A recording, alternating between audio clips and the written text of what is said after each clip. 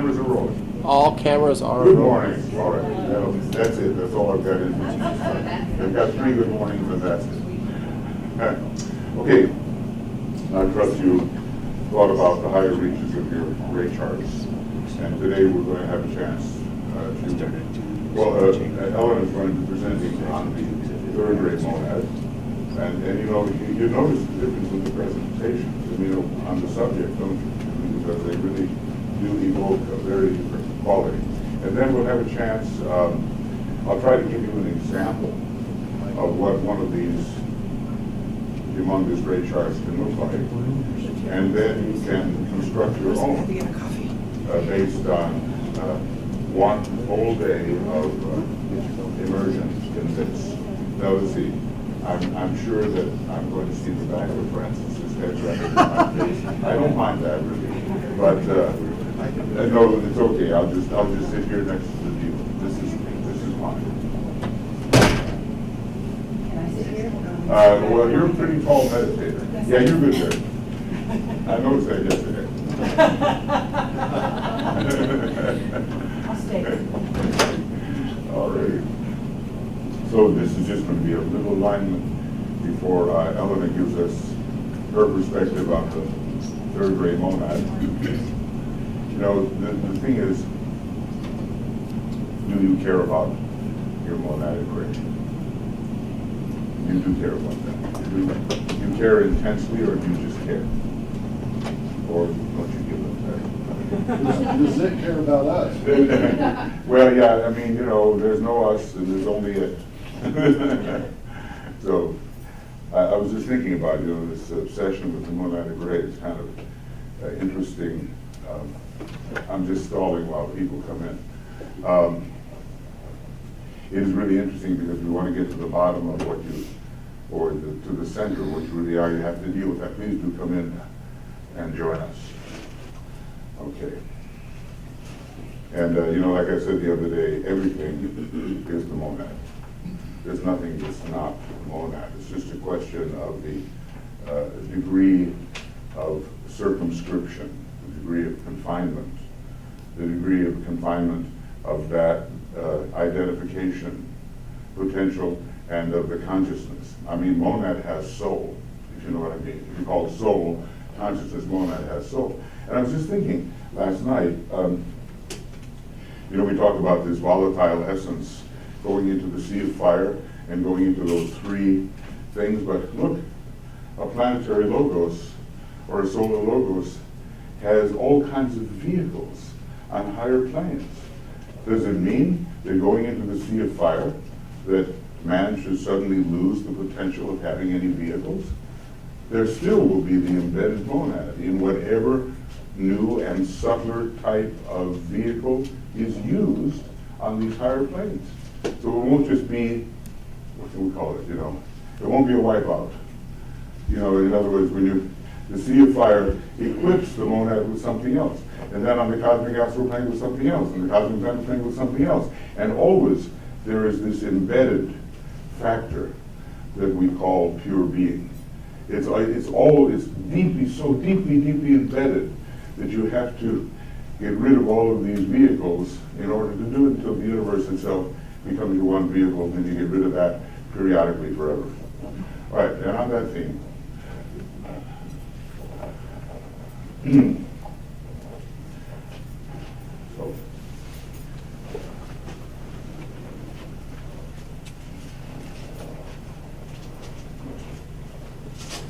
Okay, so what we've been doing is considering ourselves as a being, an essential monad, and surrounded by, or at our disposal, various types of vehicles on various levels, and we've been discussing gaining freedom from those vehicles and also utilizing the ray energies of them.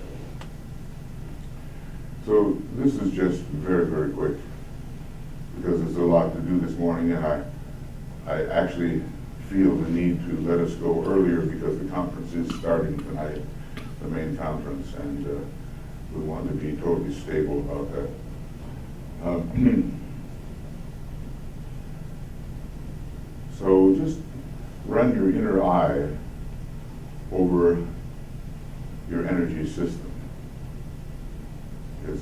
more expanded now than we usually consider it to be. So we're still on very much on the cosmic physical plane, even as the greatest of our particular masters and Chohans are. So there's no escape from that. But somewhere in the sea of fire, there's the Father and Son and the Holy Ghost, which are basically like three Buddhas of activity surrounding the Sanat Kumara. Only in this case, they're like three Buddhas of activity surrounding the Solar Logos.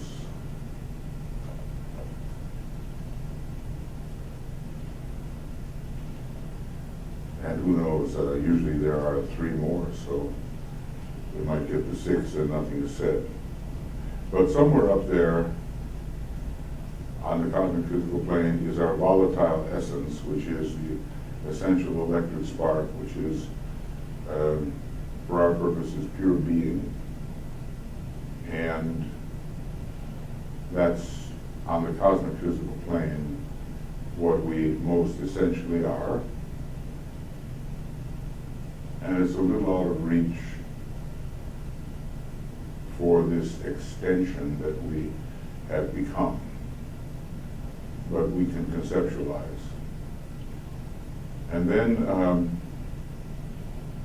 descending to the monadic plane, there are 7 great circles of sound, we might say, in the Akasha, and somehow we have a home there as well in one of those 7. So we have all these homes, you know.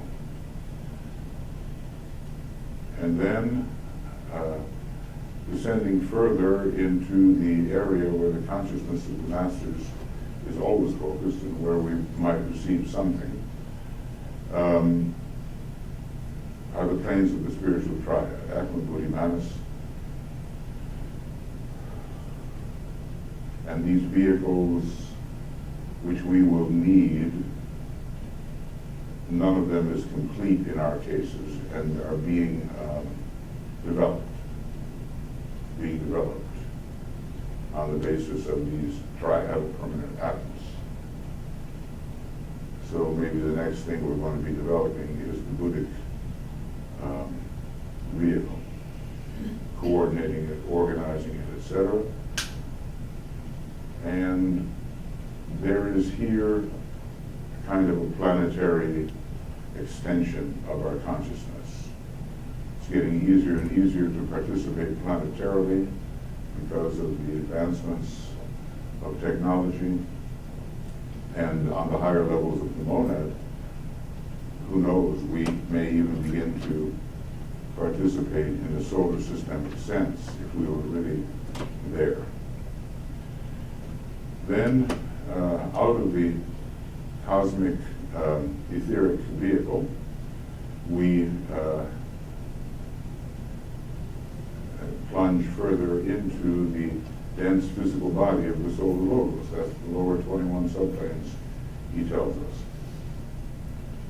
And there, with our own monadic impulsion and the assistance of a partial presence of the solar angel, we're building a vehicle of faculty and consciousness that we call the causal body. And that's for all of us, I dare say, a work in progress. And all of this vehicle, it has rays associated with it and capacities that are maybe linked to the triad and its 2 rays and to the monad and the 2 kinds of rays we have been discussing. And then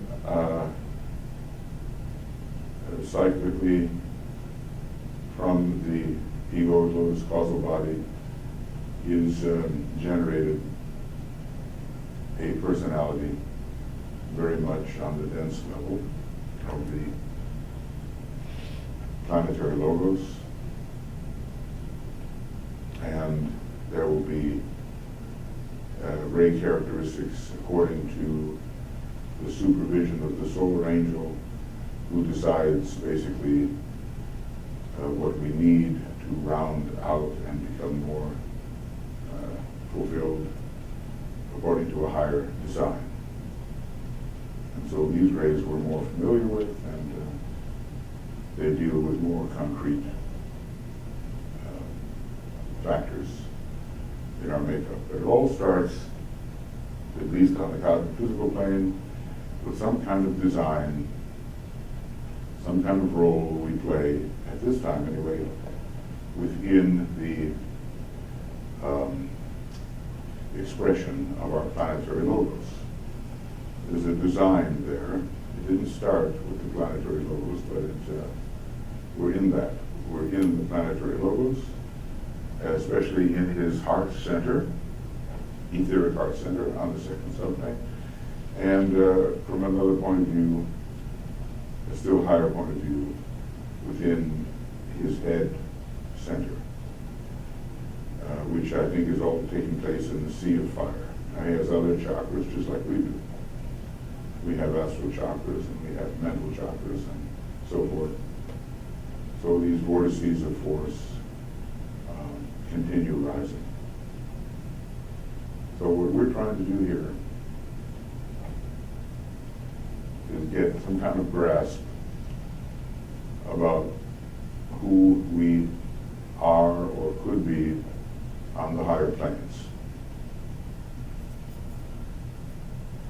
It's speculative, but it may also be sentient, if you know what I mean. We can begin to feel these things, and especially as changes occur. So the whole thing is directed from above, and in a deeper sense, we are the director.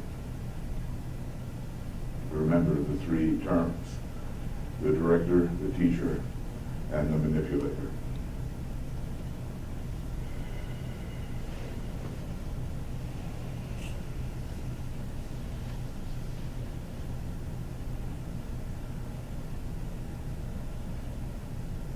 So that's the top to the bottom, at least in terms of the cosmic physical plane. Obviously, something very profound occurs, because if there's such a thing as the top of the 10 dimensions of the universe, we are there too.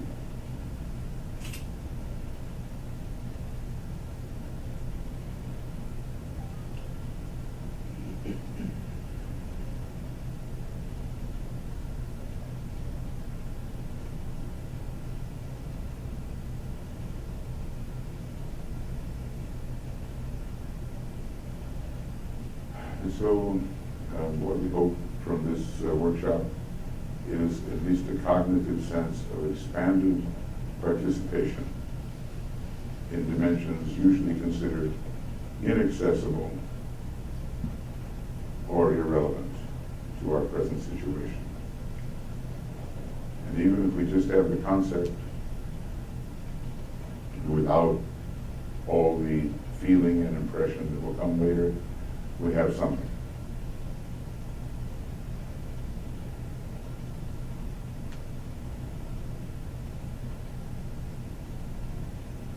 So as we listen to the lectures today and try to determine, even conceptually, what we might look like in ray areas we've never considered before, we'll hold this big alignment in mind.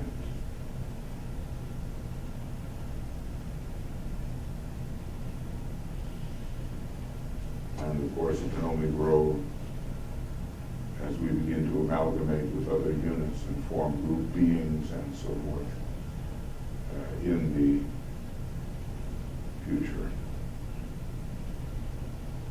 So let's just sound the Om and confirm that we're going to hold a vision of the cosmic physical plane and our present and potential participation within it.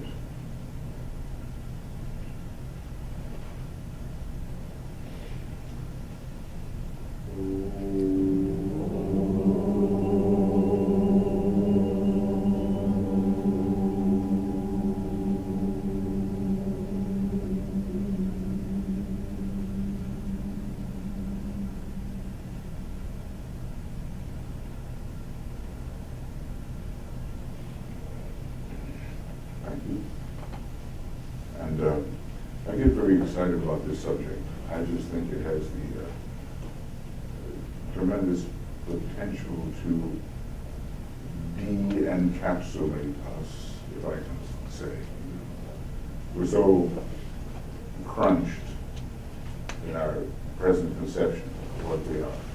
And we get a little bit uncrunched, and begin to expand and deepen and identify and be more and more a part of things, which we essentially are, but we don't know it, and we can begin to know it, Okay, so yesterday, with Francis and Tuija, we worked on some of the very interesting characteristics of the first and the second ray monad. And today, we will continue with Elena will present some factors on the third ray monad, and then we'll have a chance to meditate and to form charts of interest for ourselves, which will be speculative and perhaps lead us into further realization. So, Elena. Thank you, Michael. 1700.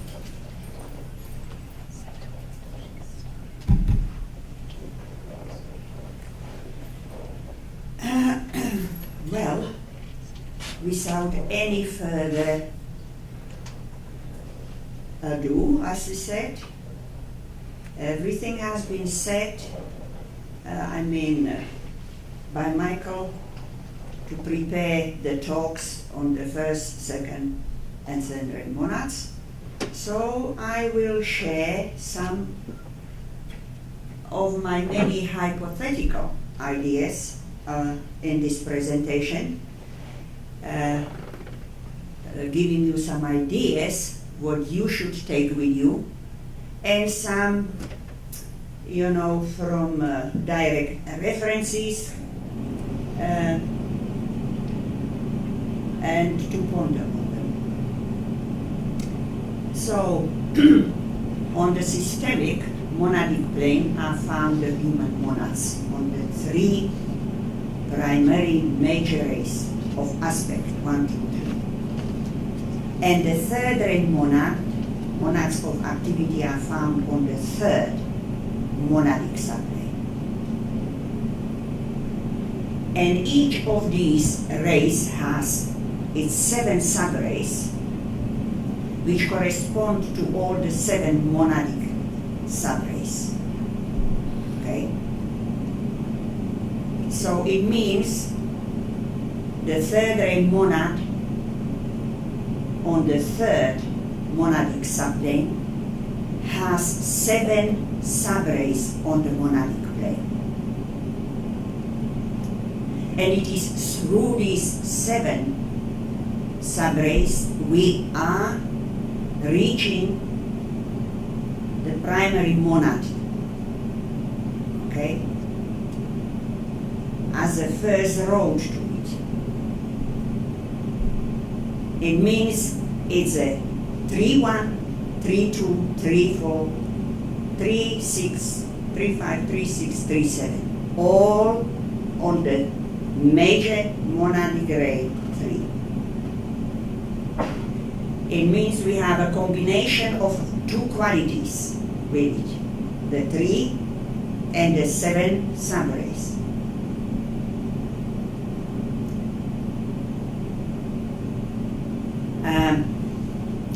It is hopeful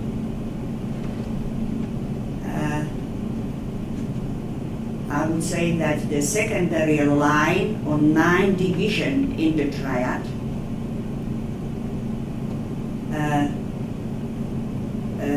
relate to the secondary ray of the monad, because we have a primary ray of the monad and a secondary ray beside the 7 subrays. Okay? It is not occurring independently. We need to synthesize eventually the whole picture, you see.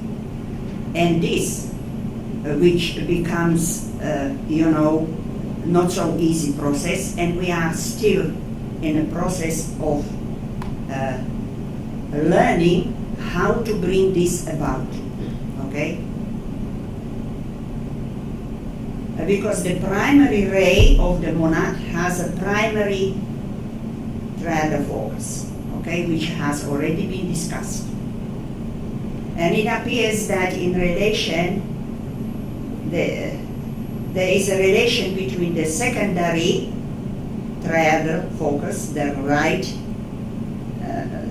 column of the triad, and also with the primary soul ray, which also has a primary and secondary rays.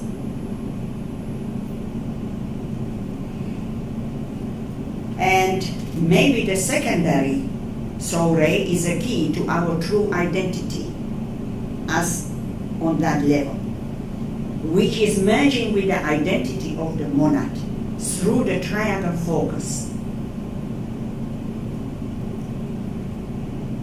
And it is possible that maybe everyone begins with a secondary and manasic focus in the triad. It means we start with the manas and with the four rays, 4, 5, 6, 7, which are the rays of manas. Now, if you see the third ray monad, primary focus in the triad is manas, the lowest aspect of the triad. So if the expression of that, of the higher mind, because we're talking with the higher mind, with the manasic permanent atom on the first mental subplane, there also the will of the monad will be in connection with, I'm talking third ray monad now, with civilizations and cultures for which the third department is responsible. And there will be the carrying out of the will of God in the large and general plans. It is the will as it expresses itself primarily through the atmic, I would say, ninefold focus of the triad. First of all,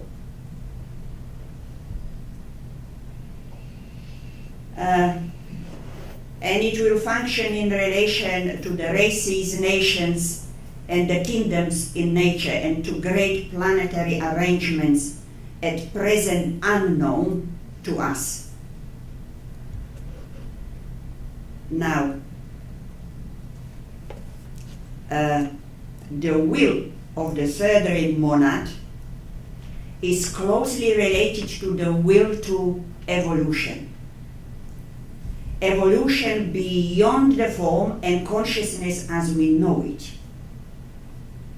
Thus, we need to interpret the third ray in terms of the will, not in terms of consciousness, as we usually interpret the rays.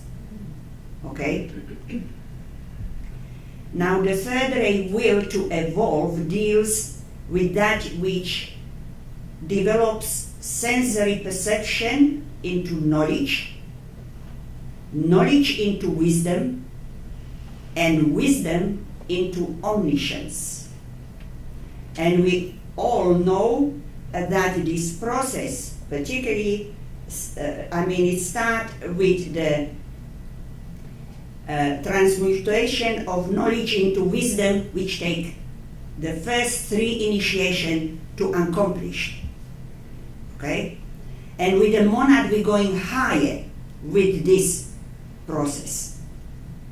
Okay? Again, we're starting, with the mind, with the manas. Okay?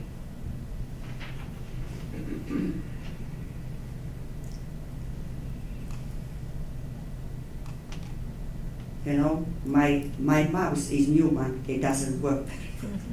They never do. Oh, this one. Don't worry. So the third ray will represents the third aspect also of the Shambhala energy, which is related to livingness and that state of being which eventually negates the power of death. Remember, I'm talking the third ray here, monad, third ray will, okay? We must not interpret these terms of death as it affects the fall, okay? We must eventually express the dynamic, creative will, which is not only the cause of manifestation and the guarantee of achievement, but is the proof of the potency of that life, that with capital T and L, which ever defeats and annihilates death. So we're talking about death from the very high level here, not in relation, to the form.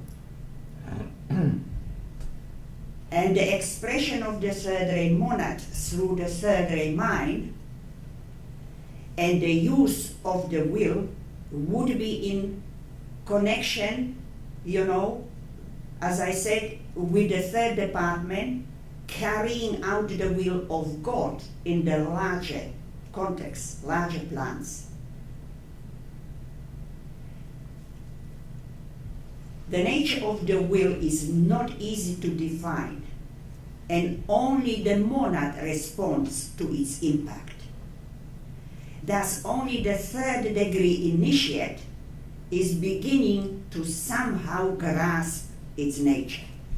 Okay?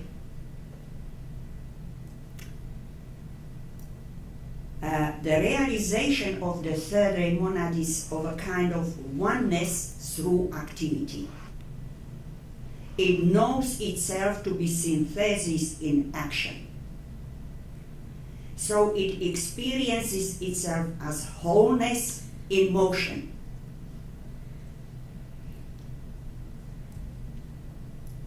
The third ray monad achieves identification by active, profound, and abstract, intuitively inspired thought which reveals them to be one necessarily and which manipulatively brings the skillful removal of all barriers to that oneness. Now, just to maybe recapitulate that the monad on the monadic plane has two rays, primary and secondary. Okay? So the primary ray of the monad indicates the three major aspects of the triad, Atma, Buddhi, and Manas. And its secondary ray, the ninefold division and right column in the triad. And the soul also has primary and secondary ray, and the secondary ray is not its sub-ray, okay? Which again, has its different meaning. And the secondary soul ray has also relation to the secondary triadal focus. And to my present understanding, the secondary ray has a relation to the primary monadic ray. It means that we could go through the secondary soul ray towards the primary monadic ray, and this is not the only route to that primary ray. Okay? And at the third initiation, there is revealed to the initiate the purpose of the secondary soul ray, again my understanding, which will eventually enable him along the line of least resistance to find the primary ray of his monad. Now you see, I'm going to technicalities here, okay? Which, you know, I tend to do. And sharing some of my present understanding, okay?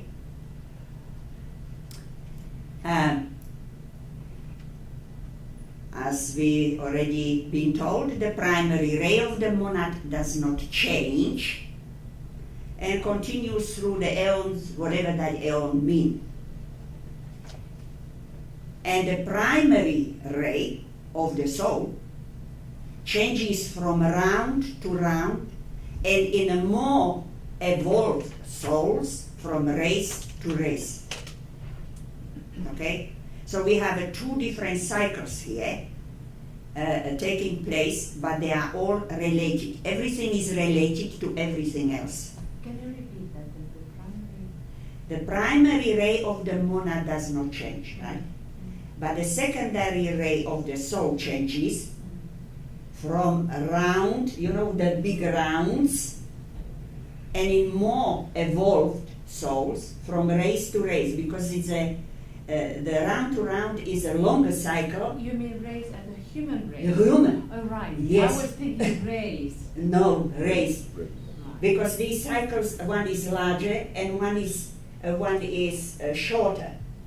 That's why the more evolved souls could change the soul, primary soul ray through the races. You know how we progress races and there come sub-races. You know, that is another area to consider. Maybe to the secondary soul ray would be involved, particularly through, I have the impression, through the sub-races, not race, okay? Anything what is sub, you see, has to be considered in order to get to the major primary stuff, or ray, ray. Now, the monadic influence is registered at the first initiation, but only by the soul of the initiate and on the level of soul consciousness. It is never registered in his brain because the vibration is too high at that stage of the first initiation. You see? The soul on its own plane, as a result of the registration of this monadic influence, again to my understanding, turns its interest gradually towards the triad at that point. Okay? Now, at the second initiation,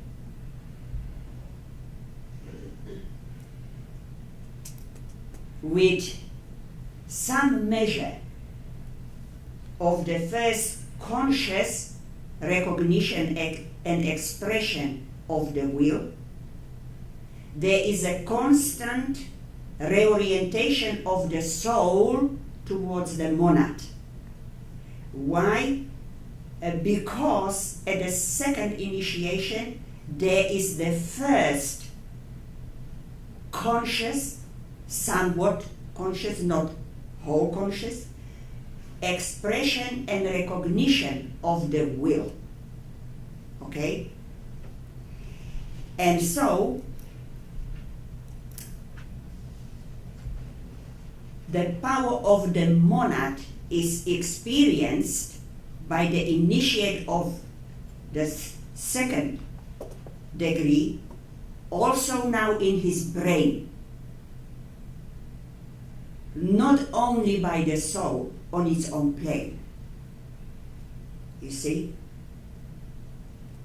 And the process of the soul-mind-brain alignment start to really also consciously be involved to some degree. Even the full working of these energies and alignment is the third initiation. But the second is the, I would say, major initiation for us to take. That's why it is not easy to take, because there are so many things has to be in place at that initiation. The antakarana between the lower and higher mind and the soul, the triangle there must be functioning and in place. The transmutation from the sacral to the throat must be finalized at that initiation. You know, so that's why, you know, when we say we have taken the second initiation, we have to think very carefully. Okay? Because after that, everything is speeded up tremendously. As Michael pointed out, how many initiation we can take in one life. Okay? That's why I think the gap between the first and second initiation is maybe longer than we estimate to be. Okay? And then there are sub-stages you see during this gap. Sub-stages. Okay? Where we find, you know, the 2 or 3 stages of the 6 stages of discipleship. I don't want to go into these details.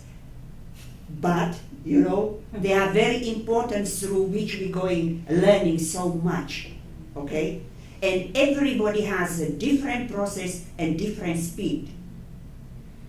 Through the application of discipline, you know, responsibilities and all these qualities.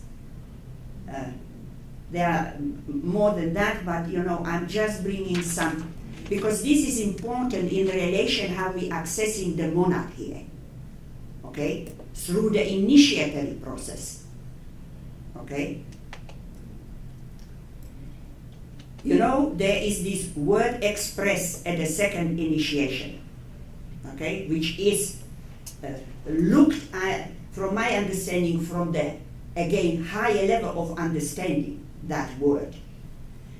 So this is given at the second initiation in its deepest meaning and indicates the command to express the will nature. You see? Of the monad. Of the monad. And possibly through the 7 sub-rays of the monad on the monadic plane where we're dealing with the will primarily. Okay? And to embody the purpose which lies behind the plan as a result of a developed sensitivity. Okay? Now, Michael would now put on the screen the reference in Initiation Human Solar 121. And you know, if we read it very carefully, this reference, it can be understood and interpreted again from a different level of understanding this reference, okay? And I'm not going to spend time going in details through this, okay? But because it deals with the third initiation here, okay? As we see there, that it is revealed to the initiate the purpose of the sub-ray, of the ray to which he belongs. He doesn't say which sub-ray, does he? Okay? That upon which his ego, which could be the monad, okay, finds itself. Now the subray could be one of the 7 on the monadic plane, or it could involve even the secondary subray of the monad to some degree, okay? And we see that all egoic units are upon some subray of the monadic ray, okay? Now, egoic units, is he talking about the souls? Or is he talking about the subrays? Okay? Or even the secondary ray of the soul.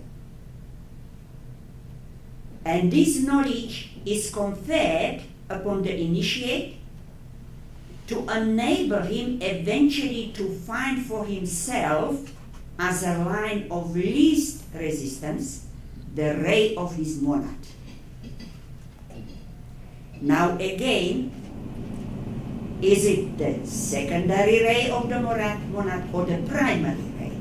You see, these details have to be determined because they are very important into the large picture here.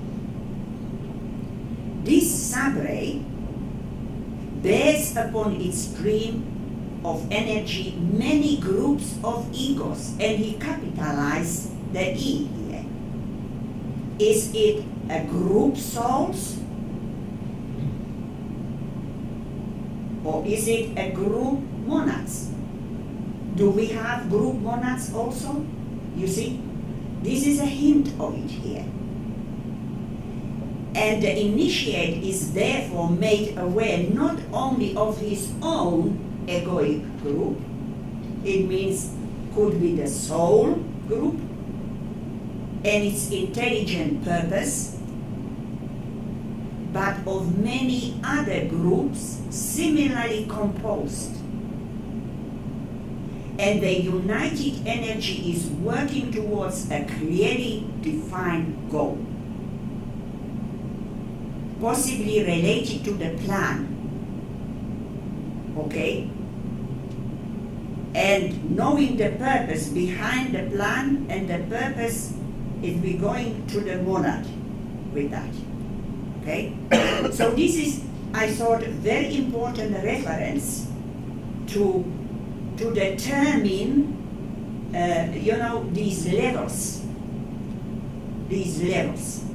of the soul race and the monadic race and the sub-race and secondary race. You see? Because everything is working through the triad first, okay? And we need to know how. So this is the synthesizing process which need to be done, okay? Very carefully to now bring all these energies together. Now after the third initiation, we find ourselves gradually, I think, under the influence of one of the primary monadic rays. Okay? The secondary soul ray begins to blend, again my understanding, with either the primary or secondary ray of the monad. And the final stage of soul unfoldment begins where duality gives place to identification. The final process where the soul becomes absorbed into synthesis through identification, that even the group consciousness fades out, and as we go through the fourth and fifth initiation, because it is the fifth initiation which takes us to the monadic level. It means to the monadic energy. Okay? Now the primary third ray monad works through the manasic aspect of the triad. This doesn't change for a long time. Now, its secondary ray, my understanding, has a choice of 3 rays or subrays in the triad. In the monastic aspect, it means 3-1, 3-2, 3-3. And this change, okay? So both the monadic and soul rays are involved in this change from different strengths and focus and perspective, okay?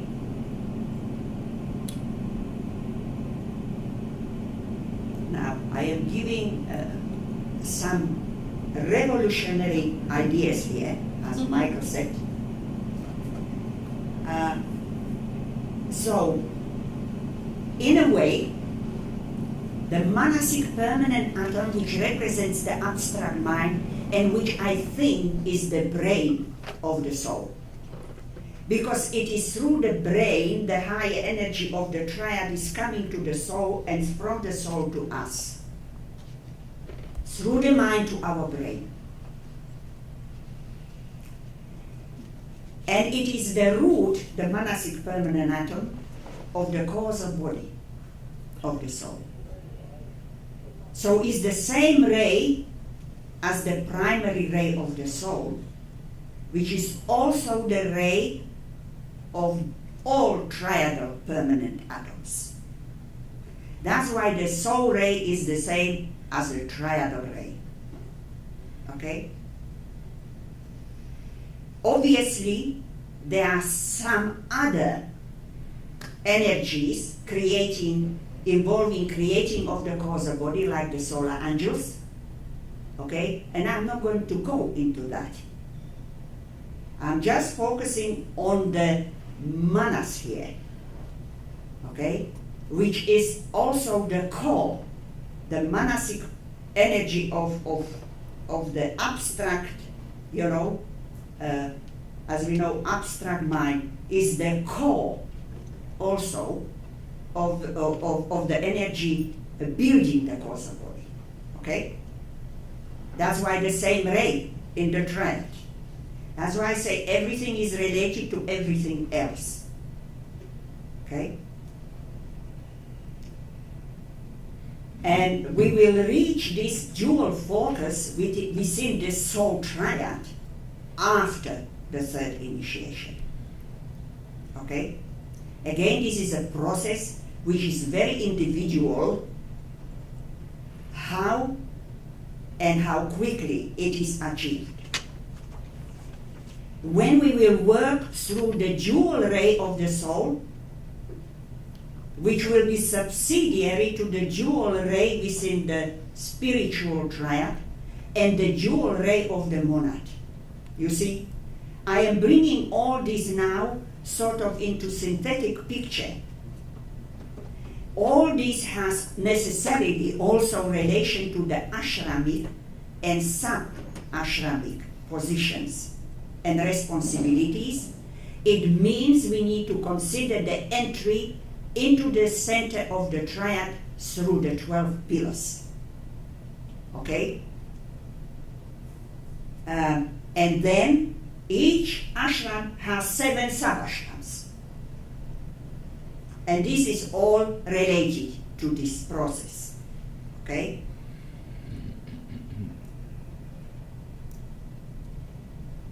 When we say that the ray of the triad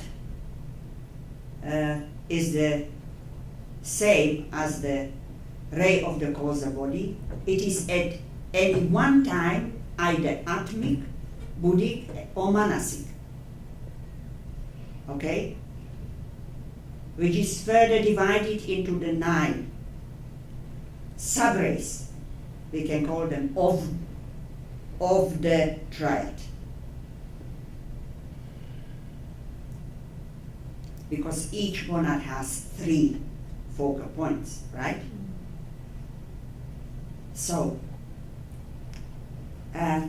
each of the 3 monads on the monadic plane have 7 subrays, as I said already, expressing on the monadic plane. So when we initially talk of the ray of the monad, we are talking about one of these 7 rays. Okay?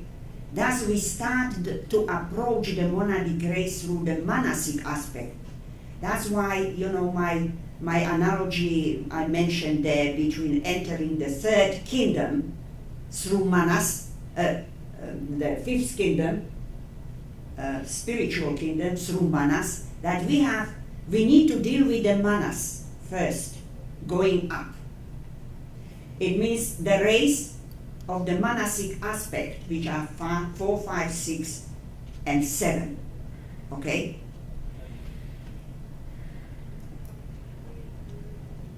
To experience the monad,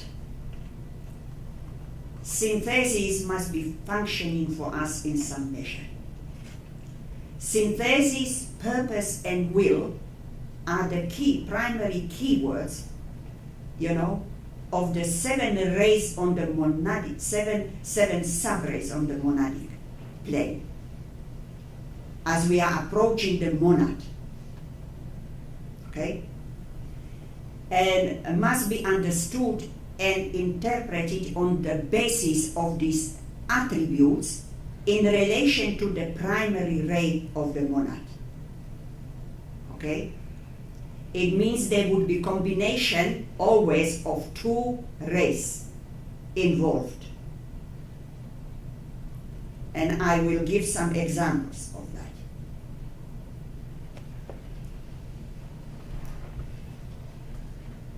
So as I said before, 3rd ray monad, as we are focusing here, will be 3, 1, 3, 2, 3, 3, 3, 4, 3, 5, 3, 6, 3, 7. Now, Michael would kindly put the cosmic fire reference on page 704.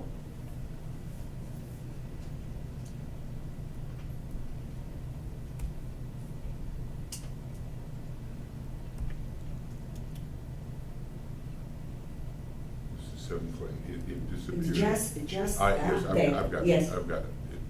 You can highlight. I will highlight it. We are focusing on this division here, which is very important in relation particularly to the 3rd ray monad. Okay? Because manas, It's the best I can do at the moment. So, I mentioned here, am I on? Yeah. I am on. Yes, sir. you are,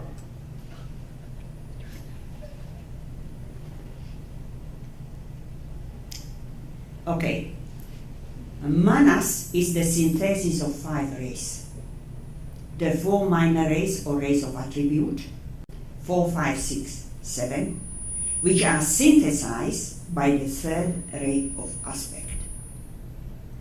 And these 5 are known as the 5 rays of manas, or 5 kumaras. Okay? Again, it's a big subject, kumaras, and I'm not going to go into that. This is purely to bring our focus on these divisions. The 5th ray is the ray of the 5th kumara. And under the septenary, here. is it working?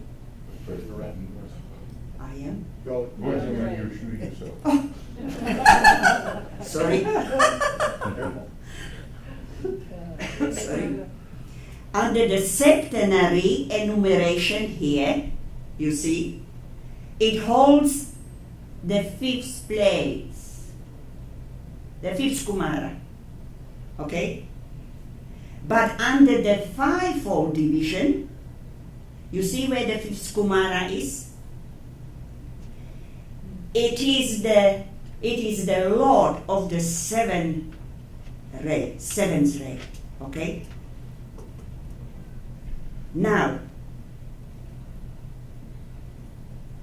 and he holds here the 3rd place. You see?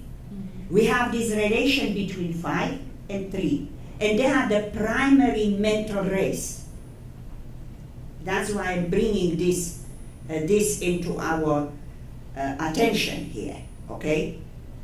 Now, you see this 3-5 relation link the mental and atomic planes.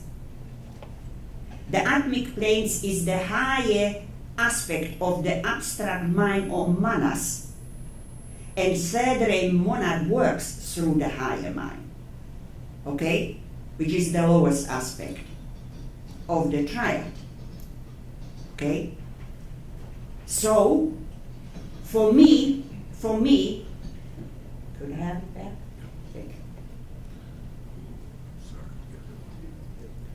For me, this relationship here is of prime importance, because when we reach a life or lives are going through this 3-5, where the third ray monad has a 5th subray on the monadic plane, we have a very strong focus on the manas.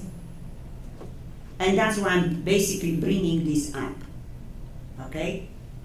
Which I will relate what kind of energies we find when we find ourselves having this focus, you see? And now, thank you. So the first manasic experience of the manas is through the 4 rays of attribute, which is then synthesized to the third ray. Okay?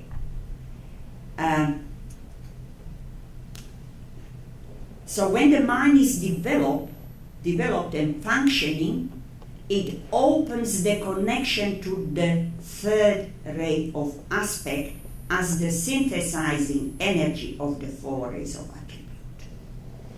That's why we know how very important is to first develop the mind, I mean the concrete mind now for us,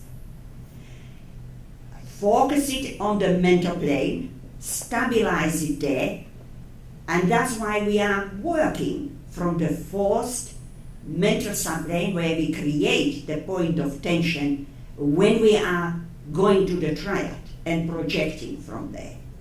Okay? Now, discrimination is one of the attributes of manas.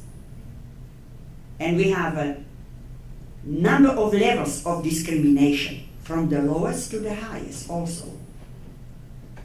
So when we start to discriminate between the quality of soul and that of being, pure being or monad, we are opening the door to the monad. You see?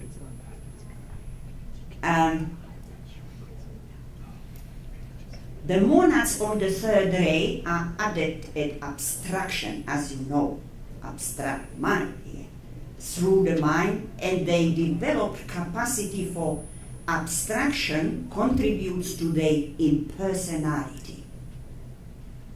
Okay? And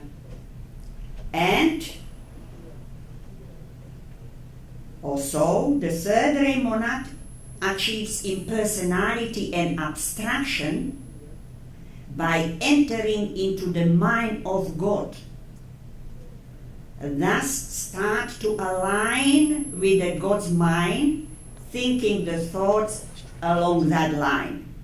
We're going now to the highest level of that. Okay?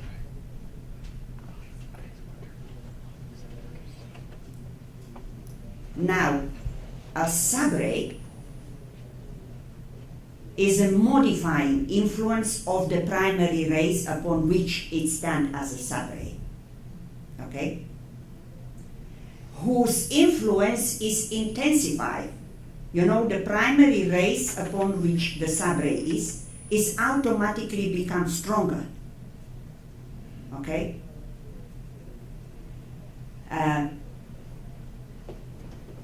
And particularly when its own subray, in this case, the third ray monad, third ray subray comes in a particular life or lives, okay? Which is the closest to its primary energy, okay? And begin to be expressed or utilized in a particular life or lives. Now, in the case of the third ray monad and its 7 subrays on the monadic ray, this would be the 3-3 and the 3-5. Because they are along its own energy, which is manas. Okay? Reflecting the 3-5 relation in the placement of the 5th Kumara there in the twofold enumerations. Okay?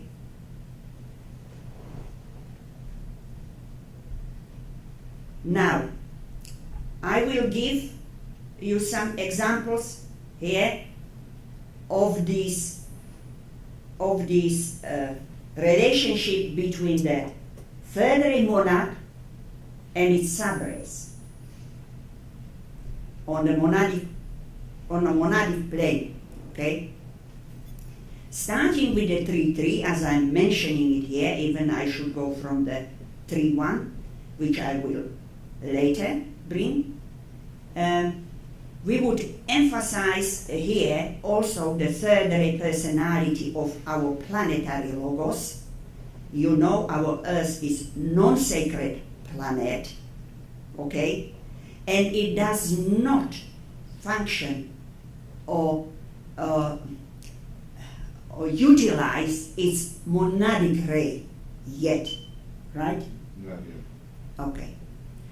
So, it is the third ray personality of our planetary logos, which is that of selective adaptability as the prime attribute of the third ray or Brahma aspect. As the attribute of intelligence, it adapts the matter aspect to the spirit aspect. Now, this strong third ray combination brings in also the discrimination through mental activity. The ability to plan, arrange, think creatively and abstractly is considerably enhanced here, okay? With intelligent connection to a wide diversity of sources of information, which are all brought together, okay?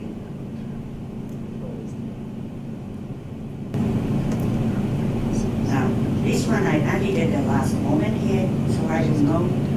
I thought if I mention the moon chain, you know, we always talk about moon chain and third ray monads. So, the monad with this combination would have a strong resonance to the past also, right? Third aspect was strongly manifesting in the previous solar system, okay? To the past chain, and it means the moon chain here, to human history, okay? And so, you know, with the third aspect is the material life also, aspect of life. That which has been inherited from the past. So we see that materialism and continuation with the past are to be avoided. And an effort may be necessary to instruct the monad on this ray and subray, that the less active and more consciously sensitive curriculum of this second ray solar system on the second ray is the order of today and not revert to the past. Okay? Focus upon the third subplane of the monadic plane. With this combination 3-3 is almost definitely confirmed. Okay?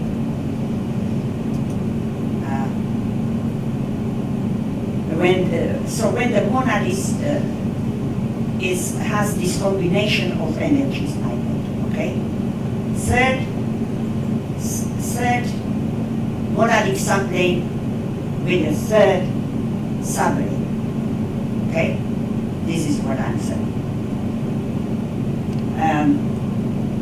The objective of refocusing upon the second subplane, Michael, you were mentioning it, and learning, living, loving, and thinking, which will make this refocusing, easier and possible. Okay? So those of us who will find ourselves with this combination, need to particularly work with this. Okay? So I have mentioned the moonshot. Because I thought, how can I leave this out, talking about the third ray monad? Okay, now you see, now the 5-3 combination, which I brought the focus on the division of the dual division of the rays. So when we get to the fifth ray as a monadic subray of the third ray monad on the monadic plane, we get here very powerful combination which can bring, the scientific aspect of the fifth ray, okay, with the mind here. The third ray monad as the manipulating energy with the scientific detailed knowledge of the fifth ray. So we might find here scientists, for example, or learning to become, to work in this area. Because we are dealing, combination, factual, detailed knowledge and abstract, diversified fields of forces and energies here are linked together. So, to seek to make a rational one, out of this, all this impression, wholeness, the whole picture. And so, with this type of monadic combination, people would be known for their genius. Genius. We have a genius here, potential. Okay? Invention. New ideas. We have Uranus strong here, which is conditioned by 5-3 on its own level. Okay? The vast picture and understanding of many cycles come under third ray. Okay? And their interplay would be supported by that detailed knowledge. As expressing through any particular form. Okay?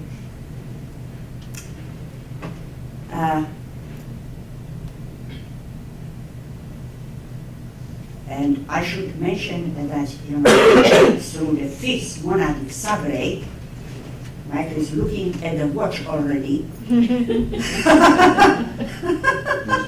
mentioned cycles. Yes. Okay. So, the fifth monadic subray through the atmic or nirvanic mind also with this combination, okay? As the higher aspect of the manas or abstract mind, linking the atomic plane with the mental plane.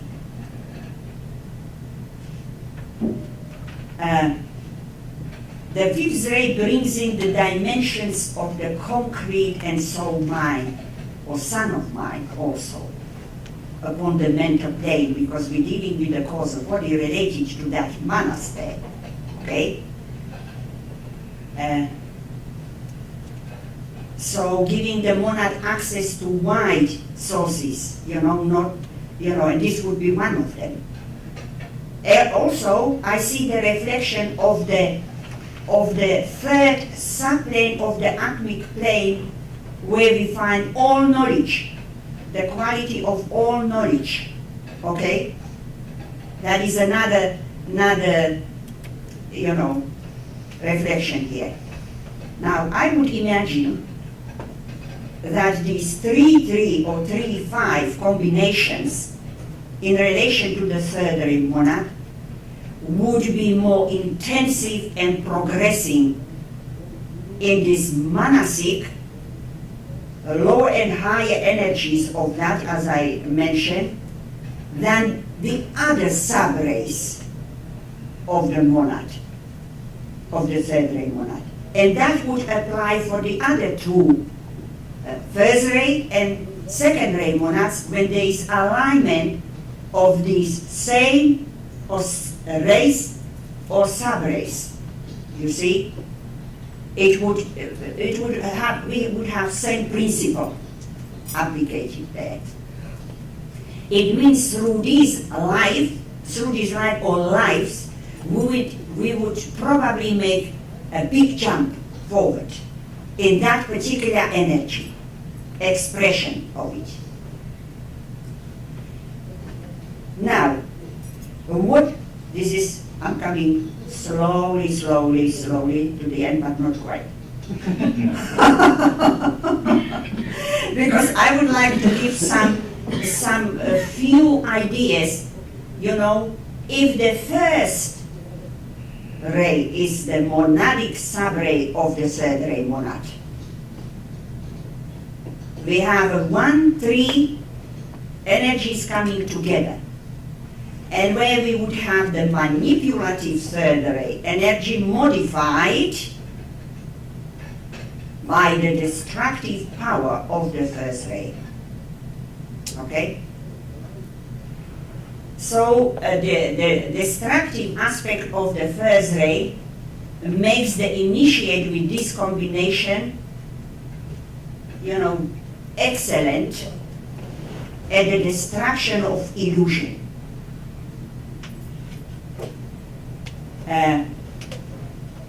So,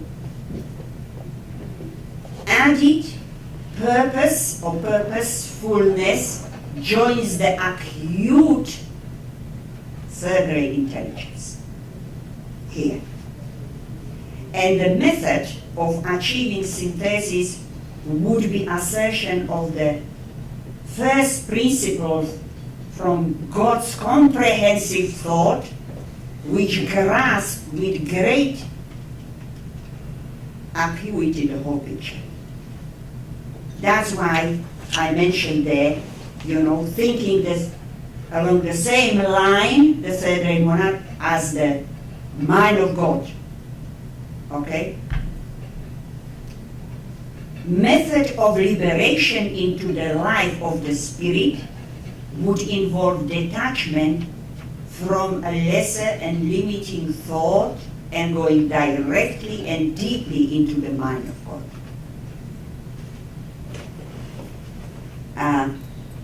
So those with this type of monadic combination would have a very high sense of the priority, knowing what is the immediate aspect of the plan which was due for immediate expression. Because here we are dealing with the purpose behind the plan, you see? And this combination with the first ray of the purpose, and the plan, which is more to the third ray, and its immediate expression would find easy to ascertain here with this combination, I think. Okay? Now, if the second ray is the monadic subray of the third ray monad, we have the manipulative energy of the third ray energy modified by the skills of the teaching ability, second ray, okay, with the added quality of wisdom, love wisdom, more loving application of the plan. So to the knowledge of the third ray monad is added wisdom of the second ray, primarily wisdom here. Okay, we're dealing with the monad. Okay? Even though we can say that behind each monadic ray is love, yes, but now we are focusing in a more detail of this combination, okay? Which is bringing a deeper psychological understanding of the knowledge and its better application.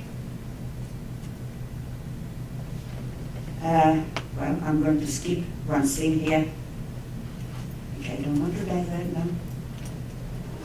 I'm talking to myself.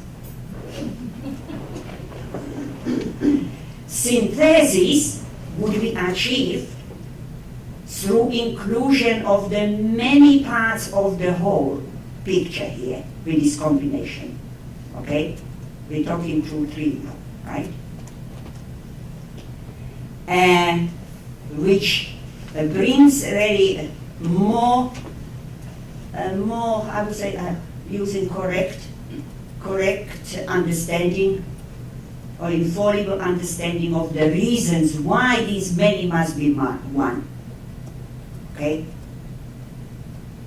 Now, this combination for me reflects that, or has analogy to the third aspect of the second ray, of meticulous entirety. You see, where we're working with the parts and bringing it all together into one whole. Okay? The manas can easily unite with buddhi and the thought with intuition. You see? Okay. Now, again, looking at the watch.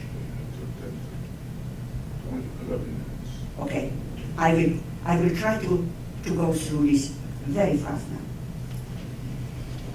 If the fourth ray is the monadic subray of the third ray monad, we have the harmonizing, intuitive, artistic creativity added to this third ray, manipulative, creative thinking here, which would make this combination very creative, the most creative combination.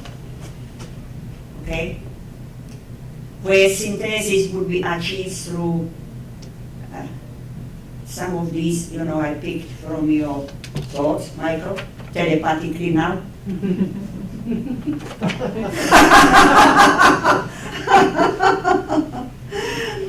Through intelligent recognition of the living harmony within the whole and of the unity and beauty. You see? Now, skipping up. If we have a sixth subray,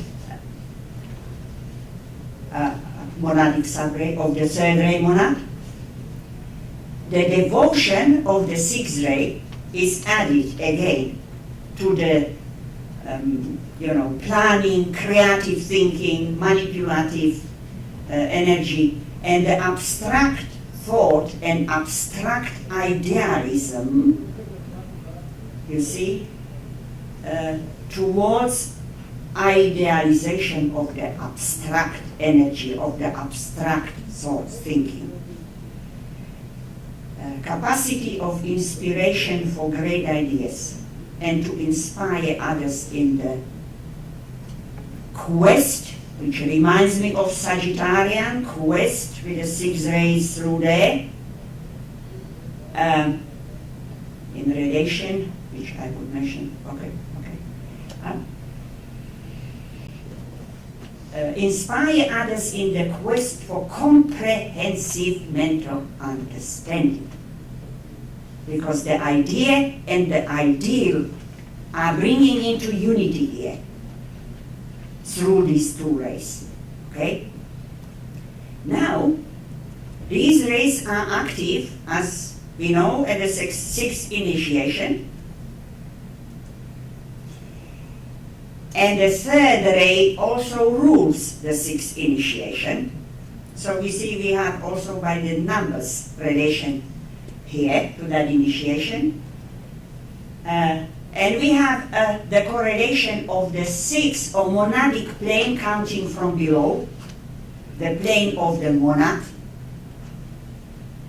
and also the great quest capitalized, G and Q, which start to be a beginning of which is represented the 6th initiation. Okay? Again, you see, sometimes ago you mentioned, Michael, yourself, that Sagittarius could be somehow involved with the 6th initiation. Okay? Now, the 3rd ray monad with the 7th monadic subray, you know, we have a magical energy here, the ritual coming in with the 7th ray. A magical ritualistic combination for you, Tuija.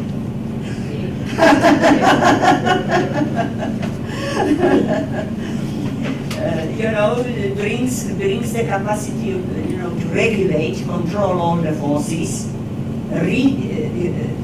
ritualize all the rhythmic rhythms of the, you know, picture there. Okay. It is promoting the interplay of the mind, also of the dense matter, because 7th ray rule also the physical plane, right? It rules the etheric. The etheric field comes with this combination, okay? Etheric nature for the intelligent redemption of matter. Okay? So this combination would have, you know, somebody using it would have ability in the science of creating manifestation material sphere, which would serve the planetary logos, okay, as a great, you know, these would be people who manifest, okay, who manifest something which is coming through this combination on the monadic level, okay? So the planetary purpose expressed as planetary plan, okay, would be in that case manifesting almost to perfection, I would say, with the 7th ray here, or increasing perfection, okay? And there is also cooperation, because we dealing, you know, when we talking about the monads, there is Deva monads and human monads. And here, the 2 kingdoms could cooperate more together, okay? Now, Michael, that is the end of my presentation. Did you time it? Did you time it?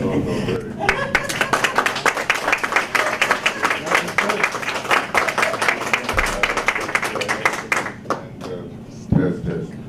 I'm very happy about this presentation and the 3 presentations we've received, all with different coloring.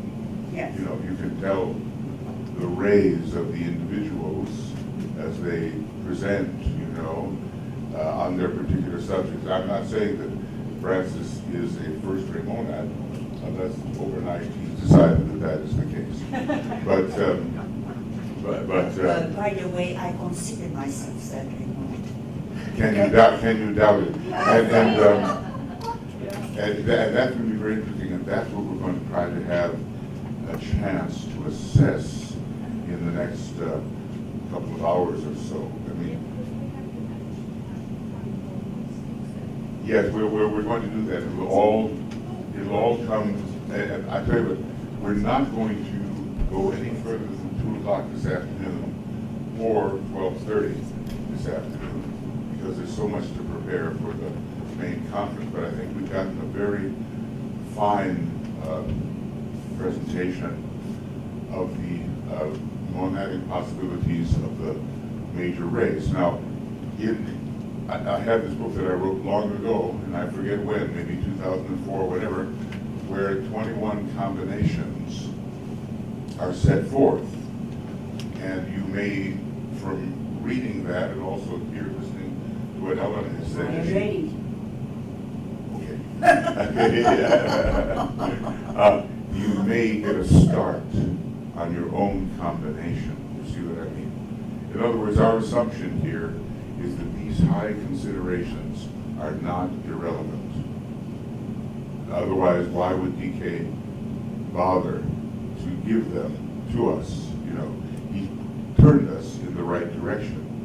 So we can always say, well, all you can do, you can only think about the soul. Okay, we know that we're not totally soul-infused beings yet, and that's true, and we're working on that. But he's given us the anticorona, he's given us the 9-fold choice of rays from the Triad, he's given us 7 monadic rays, and great selections from the old commentary, and then he's put 3 little circles within the sea of fire, which invites speculation. So indeed. So we have To the chakras. Yes, and that too. In other words, DK does allow us to fill in the blanks. If he says 35 vortices of fire make a master, he's suggesting that 42 make a Chohan and 49 make a Chohan of the 7th degree. So he gives us a hint and we go further. Now, we're going to take a little break. Yes, we're going to take a little break and come back in the usual 12 minutes, which always turns into 15. Yes. And then we will carry it further in your own cases, okay? And we'll talk about how to make one of these big ray charts, and then we'll have a chance to meditate upon it. Okay, so. Now, am I, can I be volume here? Test, or is it not possible? Do I have to? Yeah, you're good. Am I good? Oh, yeah, you're good. Test. I just never know exactly how it's coming through. Right now, it's going good. From that, better, actually. Okay, well, look, just a few points. In this little book on the monad, which is an e-book, and it's on Makara, and it was, I can't remember when I wrote it, some summer around the Sirius Festival. It's got a couple hundred pages in it, and a lot of good DK assemblage that sort of reinforces, because we've been using his quotes that are not specifically on the monad to reinforce monadic matters, because it counts. I mean, when he's telling you what a Ray Lord is thinking and doing, that's going to count at the monadic level. And so, because they're right up there in Shambhala. So this little, I want to get into the area now of summary and synthesis. So point number 49 in this book deals with, see, what I'm trying to do here is make a little summary. That with regard to the monad, it has to be one of the 3 rays of aspect. It is the primary ray and continues throughout the eon. And my current thought on this, which was not necessarily what my thought was at the time, is that we must consider the 3 circles in the sea of fire. And as Elena was presenting to us, and as each one of us can experiment with, the major subray, I'm calling it subray, I don't between secondary ray and subray, I'm not quite clear yet what we mean, but it's on a different plane.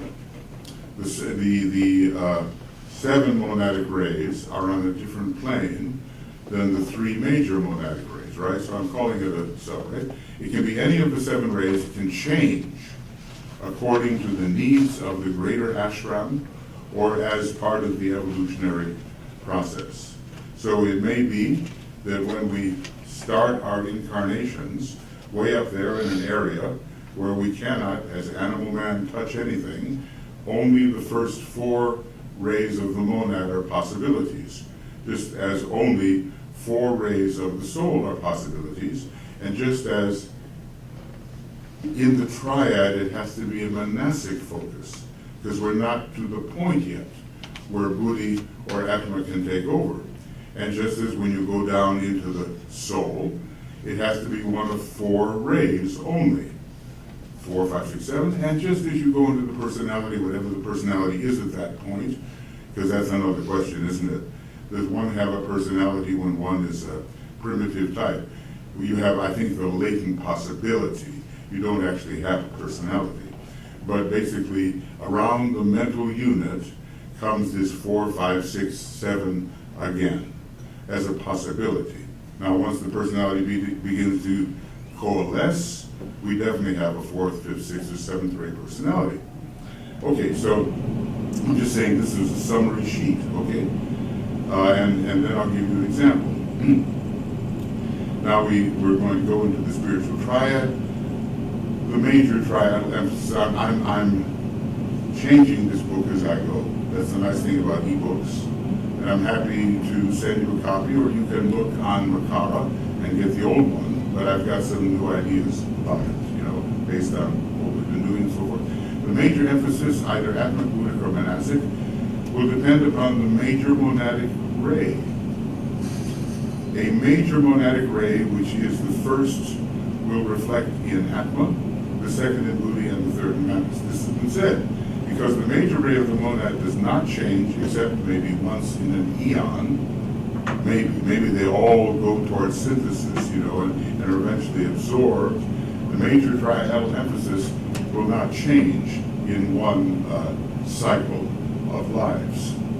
Now, this is the thing that we were showing with Elena. Like if you had, let's say, a second ray primary up here and a third ray secondary, then both of those, or some combination of those, would be found influencing the monadic part of the column. Let's see if can I find that? I don't want to get confusing here, okay? It's all too easy to get confusing, and it doesn't make any difference if we can't experience these things. We've got to move towards the experience of these matters. So,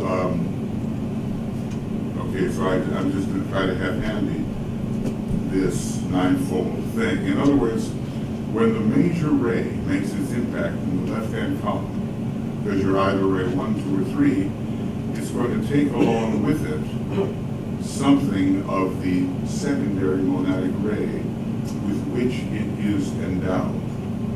Because, of course that changes a bit, but it'll always be a sub-factor.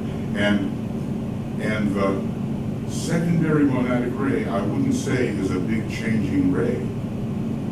Even soul rays don't change very often. A soul ray might just change once in an eon, that's it.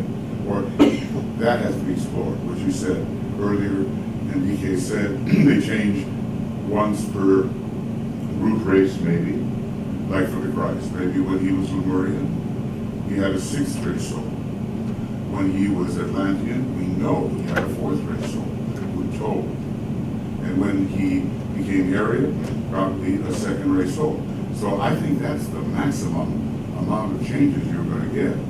And if up top here, this series of sub-rays can change its emphasis, then you're not going to get many changes there either. Because maybe they are connected with the changes in the right-hand column of the triad and the changes in the soul. So if the soul is only changing once or twice, or not at all, that's possible too, you're not going to get a lot of changes going on in the triad or in the secondary monad. Is that clear? In other words, this is not just like things are changing. This is a long period of development. Yes, Tuija? I was just wondering, want to define that. So when we now talk about the sub-ray of the monad, So right of the primary monad, which is a secondary monad. so is that also then Yeah, just Secondary ray. Is sub-ray the same as secondary ray? well, you know how I'm defining it for myself at the Because moment. we should now define these Okay, two I words. about this idea of sub-ray and secondary. So I'm just trying to make it make sense for me. Yeah. And if it's on the same plane, I'm calling it a secondary. And if there is a change of plane, I'm calling it a sub-ray. In other words, like in the soul, let's just say, here's my personality, and it's on a different plane than my soul. So we know that the personality is a sub-ray of the soul ray. So it's not on the same plane, I'm calling it a sub-ray. But we know that inside the soul, and determining what ashram you will later be in, is a kind of another ray, and it's on the same level, it's on the soul level, it stays on the soul level. Because as a soul, you're a 2 sub 1, a 2 sub 2, a 2 sub 3, 2 sub 4, it's all in the soul, I'm calling that a secondary.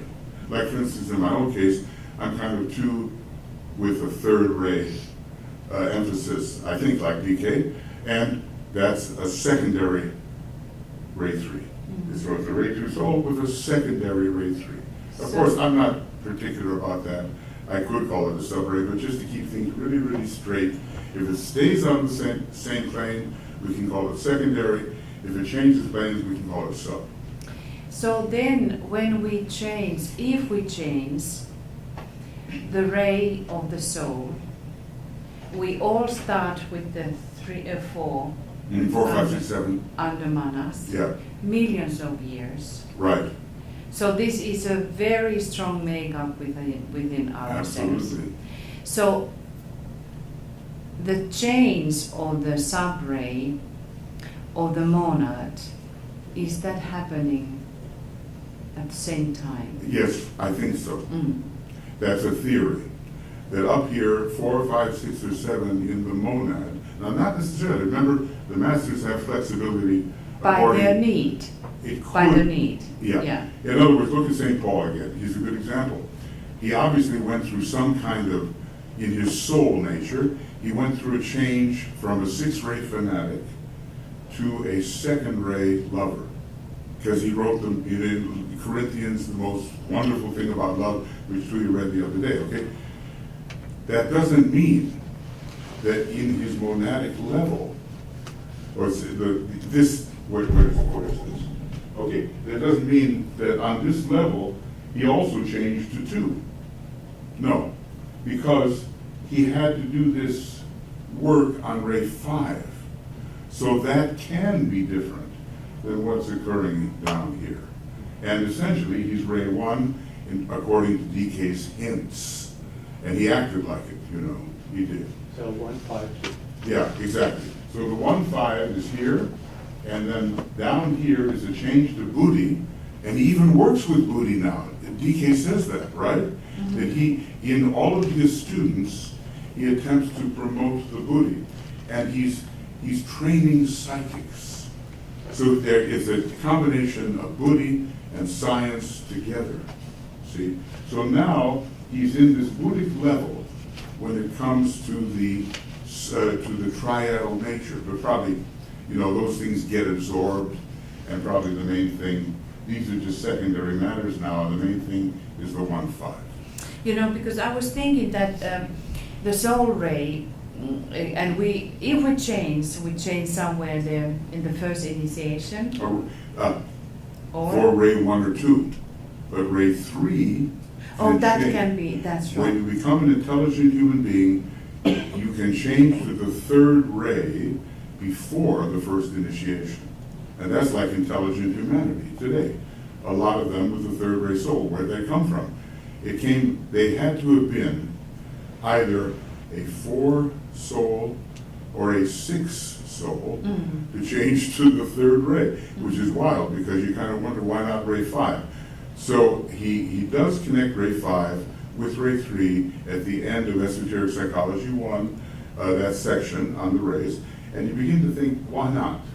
Why should it not be? And when Master R took a bunch of his 7th ray initiates onto the third ray, it's not the usual thing, but why not? It makes sense. Yeah. So Elena wants to say something. We turn on her machine. Oh, sorry. Elena, I did it wrong. as it is for your theory. He put, All you have to I do turned it is on. get Okay, it's on. fairly near the microphone. okay. Yeah. Now, it just occurred to me as you're talking that with the third ray, we need a third, he's implying third ray personality operating for the first initiation. He is just mentioning this, but there is, There's a connection. there is a connection, but there is other things with that. And it's a process, as you just said, that in order to manifest the third ray, you need to go through the 4, 5, 6, 7 prior to that. And this could be the development of the mind, which need to some measure operate to take the first initiation. It could be, and there's a couple of those statements that he makes about how you will have a third-rate personality unless your ego is on the third ray. And then he tells you how you get a third-rate mind and how you get a first-rate mind, and those references have to be gathered because they're technicalities. But you see, it's rather rare at first to have the same ray soul as your personality. He gives only one example, and that's on the first ray. And Dr. Baker thought that Blavatsky had this. The first ray the soul and the first ray personality, maybe, but he does give that example. But he seems to say that in all cases, you're going to have the third ray personality before the first initiation, except in the case when the soul ray is the same.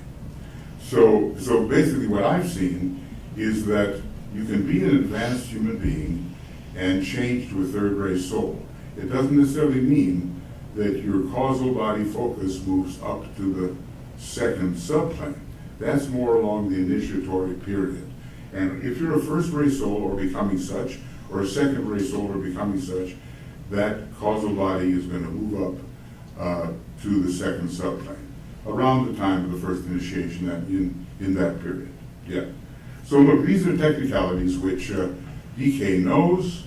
He's going to teach these things. He's going to be one of the externalizing masters, and we have to be very, very accurate about it. The fifth ray is really needed somehow, and we're not yet accurate about it because these are speculations. They may be so, they may not be so, and we just have to be humble about it. We say, this seems like it could be a possibility, and just reserve judgment, I would say. Just a quick question from Elena. Yeah. Elena, you said that thinking about the third ray soul, that before that, prior that, he had to have been going all of the other ones. Do you mean that, no, you didn't mean that the third ray soul would go all the other stages before that? In the soul? No, in the personality. In the personality? Yes, Yes, sure. We've all been on We all the cannot rays. involve the soul Yeah. at that stage. Yeah. And the question is, have we been on the same personality ray as our soul ray? Now he gives the hint of a 1-1. Is it also possible at a certain point to have a 2-2-3-3 and so forth? Yeah, the HPV was kind of cobbled together at the last minute Yeah. for a specific purpose. Yeah. She really wasn't, it wasn't about the usual process of Yeah. of assimilating for her own development. Just It have- was in order Yeah. to put, her work into process. Okay, And they turn it- also held her astral body in abeyance. Yeah, this is an interesting thing. I'll tell you what, though, our time is going to be, these are true and interesting items, and now I have to make sure, if I'm gonna give you the time to meditate on your own situation, that we keep forging ahead. So, okay, so here is the triadal emphasis, and I tried to say that it comes from the monad on the left hand, and on the right hand side, it can be related to the changes of the subray of the monad. So let's see if I say anything else here that's worthwhile saying. It's not dependent on the major monadic ray. It's dependent on a secondary monadic ray, and it can change during the evolutionary process, and it can change at the will of Sanat Kumara accordingly. Okay, there's more to be said here. I don't want to bother you with it. Just if you want to download it from Makara, it's there. Okay, here's the soul.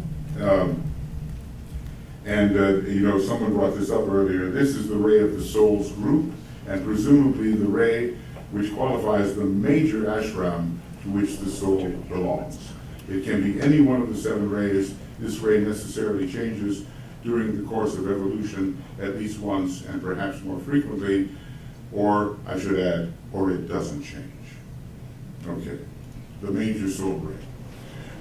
Because you can take the 4th initiation on any ray. So, okay, the major sub-ray of the soul, or what I would call a secondary at this point, I'm not tying it to anything above. I think it is what it is according to the ashram that you need to serve. This is my impression. I'm not going to read a lot about this, but there it is. Okay, the personality, the major ray of the personality, this can be any one of the 7, but more rarely the same as the soul ray. And not until later, when there's a real alignment with the personality and the soul, are you going to get identicality. Like DK says, for 1-1, he says, you can't have that unless you can preserve the balance. So what does he have? This 1-1 person has a 4th ray mind, a 2nd ray astral body, am I right? And a 6th ray physical body. And that helps them preserve the balance against that 1st ray soul and 1st ray personality.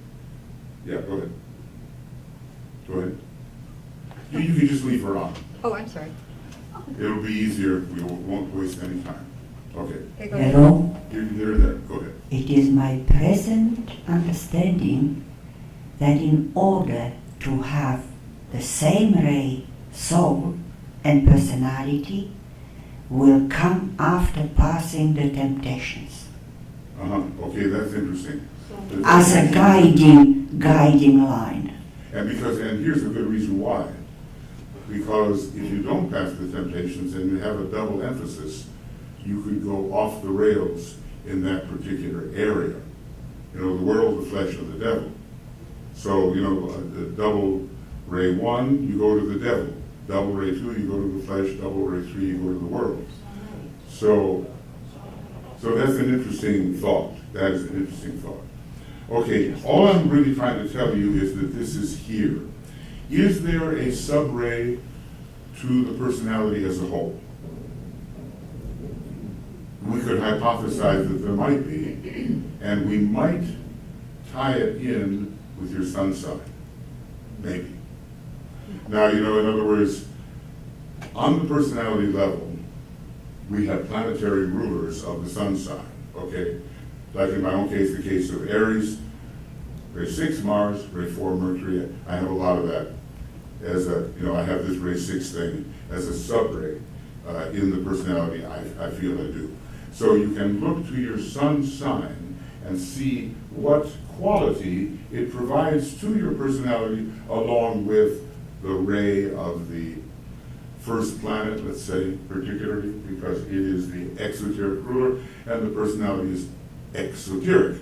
When the personality becomes revitalized and made spiritual, then you might look to the esoteric ruler or something. So that's a possibility.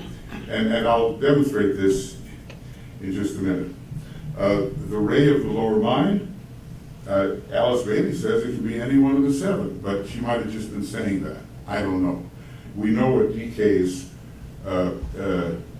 statement is about what they usually are, 1, 4, or 5. And in his group, there was a 2, maybe a couple of them, ray 2. There were a couple of ray 3s on the mind. There's ray 7 he tells us about at the first initiation. You might have a ray 7 lower mind, and the Buddha and the Catholic Church or whatever have that ray 6 thing on the lower mind. Okay. Okay.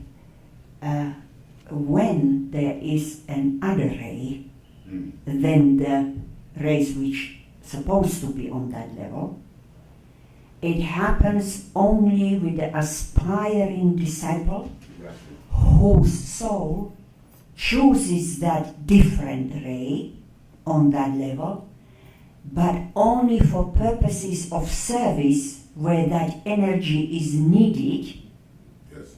or where the area of service provide the disciple experience, gather the quality he needs to learn. Yeah. So only in the case of discipleship are you going to have a variation from the 1, 4, or 5. Now all of us here are aspiring disciples, and so variation is possible. And likelihood, there was no ray 7 mind in this group, but he tells us, at the first initiation there can be. A lot of us have gone beyond that, etc. Maybe it wouldn't be found. As far as the 6th ray mind goes, the Catholic Church is not setting a great example in terms of dogmatic thought, because it can be that, but the Buddha set a great example when it came to focusing with passion on the elimination of desire. So those are the 2 examples that we do have. All the others are now we're talking about the sub-ray of the lower mind. Okay, must it always be the same as the sub-ray of the astral body and of the physical body? I tend to say not necessarily, but there was one person, he was he PD, whatever he was, he had a 6th, I know, it was William Miller. He had a 6th ray personality, and that 6th ray personality gave him a 6th sub-ray on every one of the lower vehicles, or it's the other way around. Yeah. The 6th sub-ray. DHB.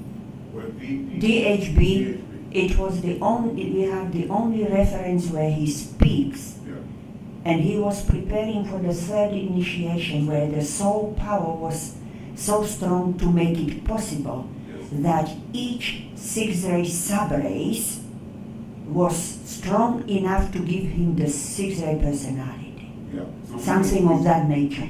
Yeah, it was. And we don't know whether this is generally the case or the case because this man was preparing for the 3rd initiation. But we do know that these 6 sub-rays all combined to give him that potential for the 6th ray personality which he had. And he had the Sun in Virgo and Sagittarius rising. Notice signs through which the 6th ray comes. And he was one of those people that had the moon in Taurus, Foster Bailey, Regina Keller, a bunch of people, Eugene Cosgrove, some of these higher disciples, they had the moon in Taurus. Really interesting, and also get rid of the resistance, I think, that comes with that moon in Taurus. Okay. So the ray of the mind can be any of the 7, but you know what the likelihood is. And then the sub-ray of the mind, you have to feel into it, see what you think you have there. But on the other hand, the ray of the personality will be an overlay on all of the ray of your mind, emotion, and body will be an overlay. So it will infiltrate. And some of these higher rays, they do come down, and they condition the lower spheres. All right, so, and I put here, particularly, the ray of the monad will influence as an overlay your concrete mind. And maybe it's the two rays of the monad that somehow, you dealt with combinations. Maybe it's the two rays of the monad that will affect the lower mind.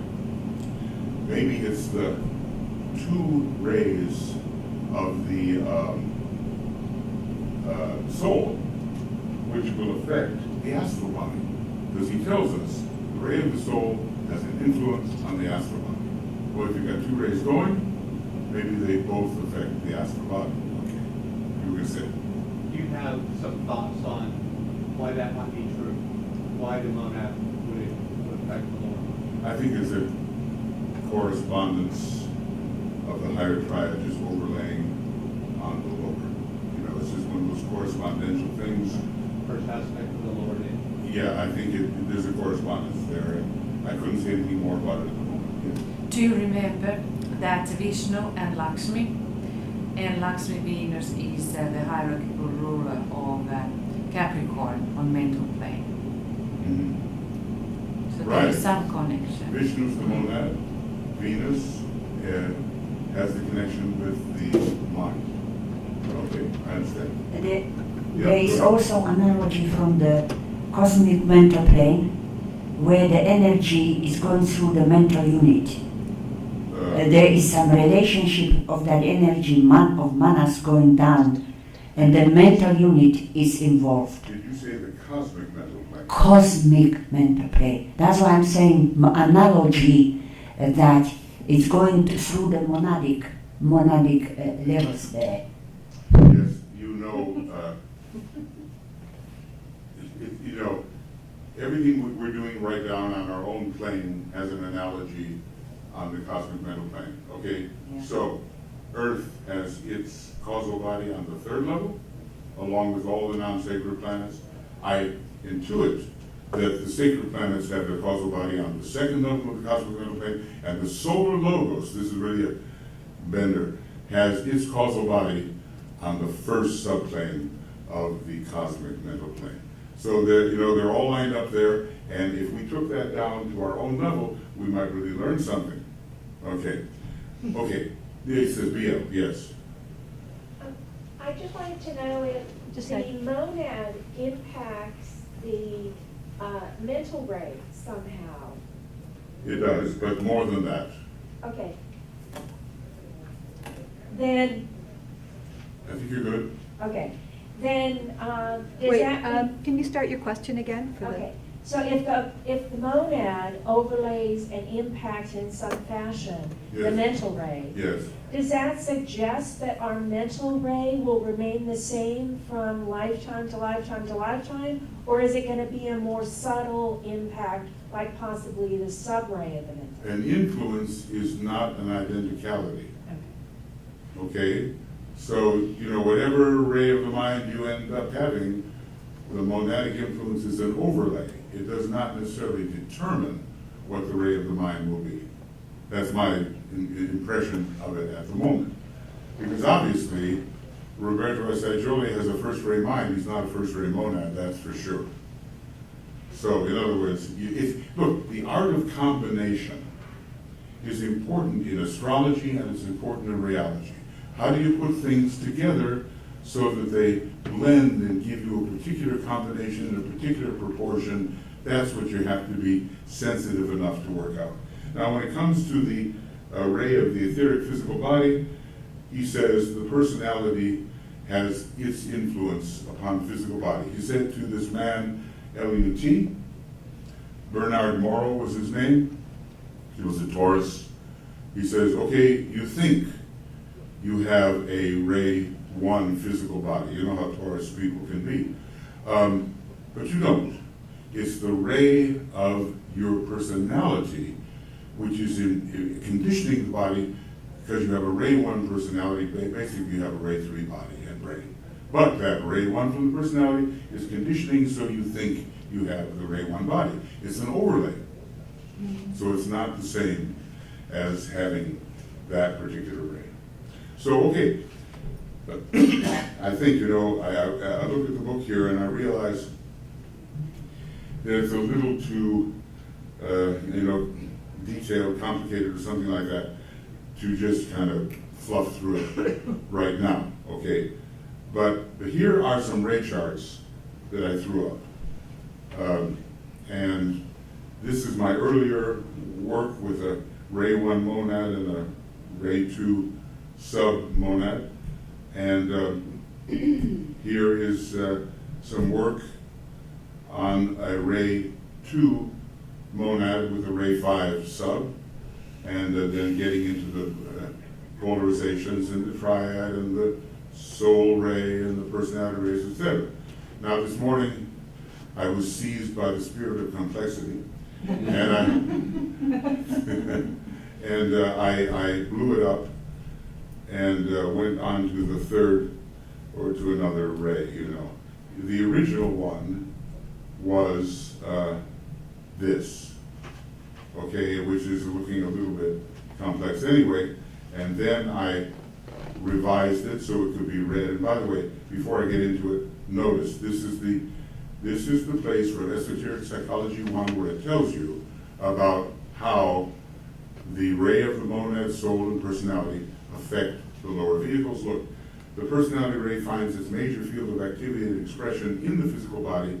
It determines its life trends and purpose, its appearance and occupation. It is selective of quality when influenced by the egoic ray. Okay, so that's the overlay from the personality onto the physical body, okay? Here's the soul. The egoic ray has direct and specific action upon the astral body. Hence, the battlefield of the life is ever on the plane of illusions, plural. As the soul seeks to dispel the ancient glamour, the aspirant is enabled to walk in the light. So that's a soul influence on your astral body. Now here's the monad. The monadic ray influences the mental body. It doesn't say it makes the same ray, okay? Influences the mental body after the integration of the personality has been brought about. Now, how far does that go? There's an integrated personality all by itself, and there's a personality integrated with a soul. That's another step.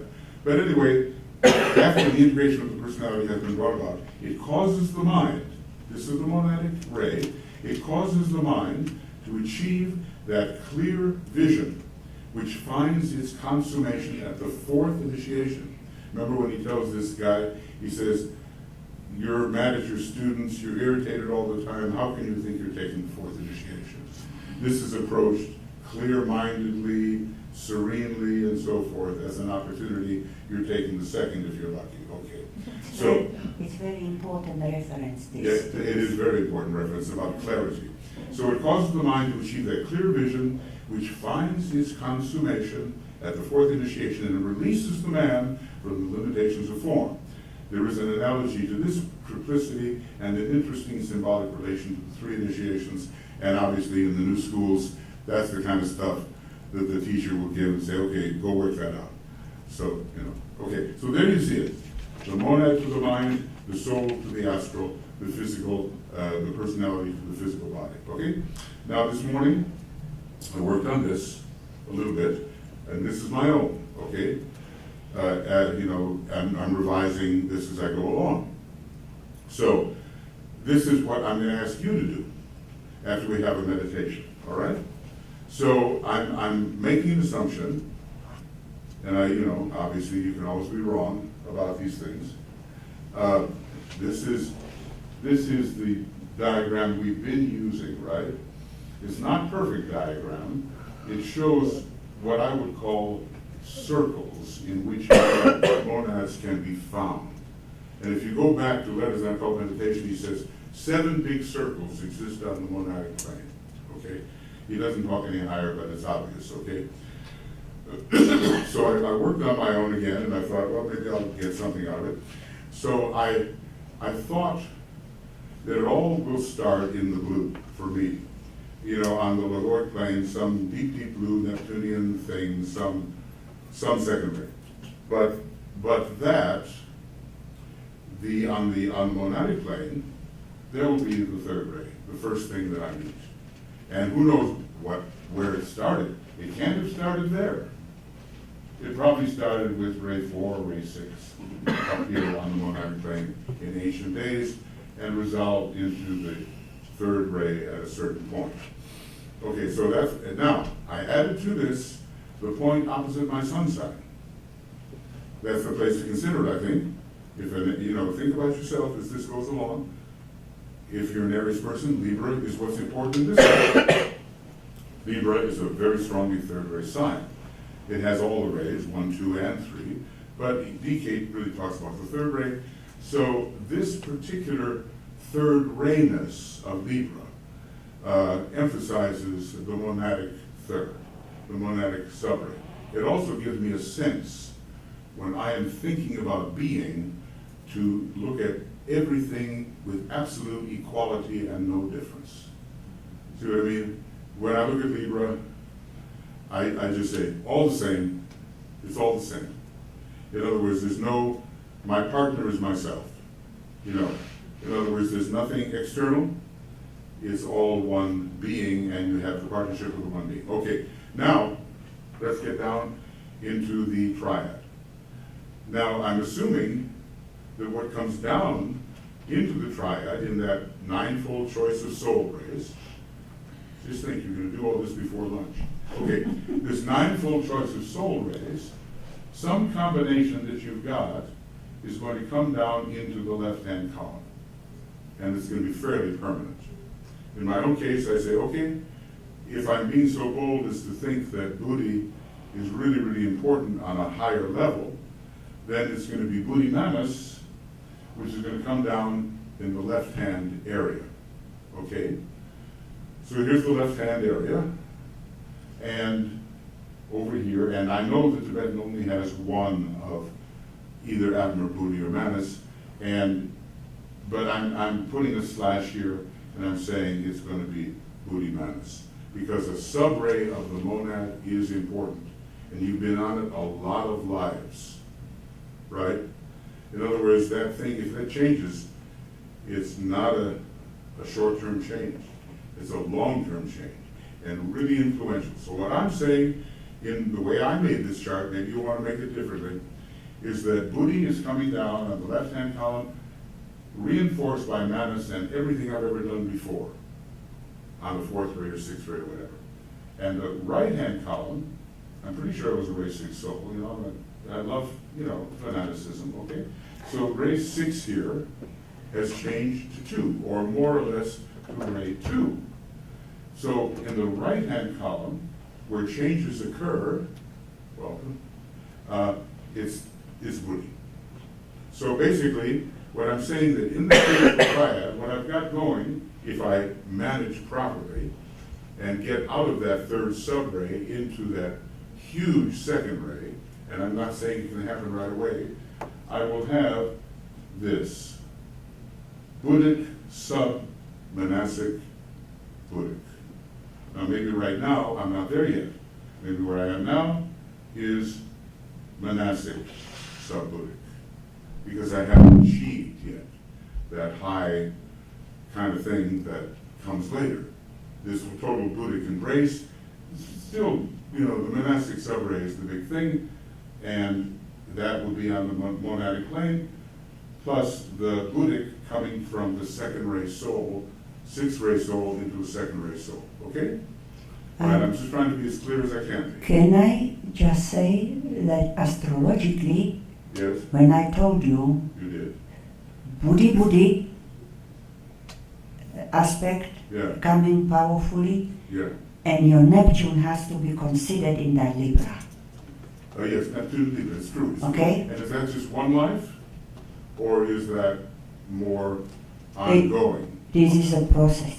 All I know is, for me, it's all blue. That's just how it is.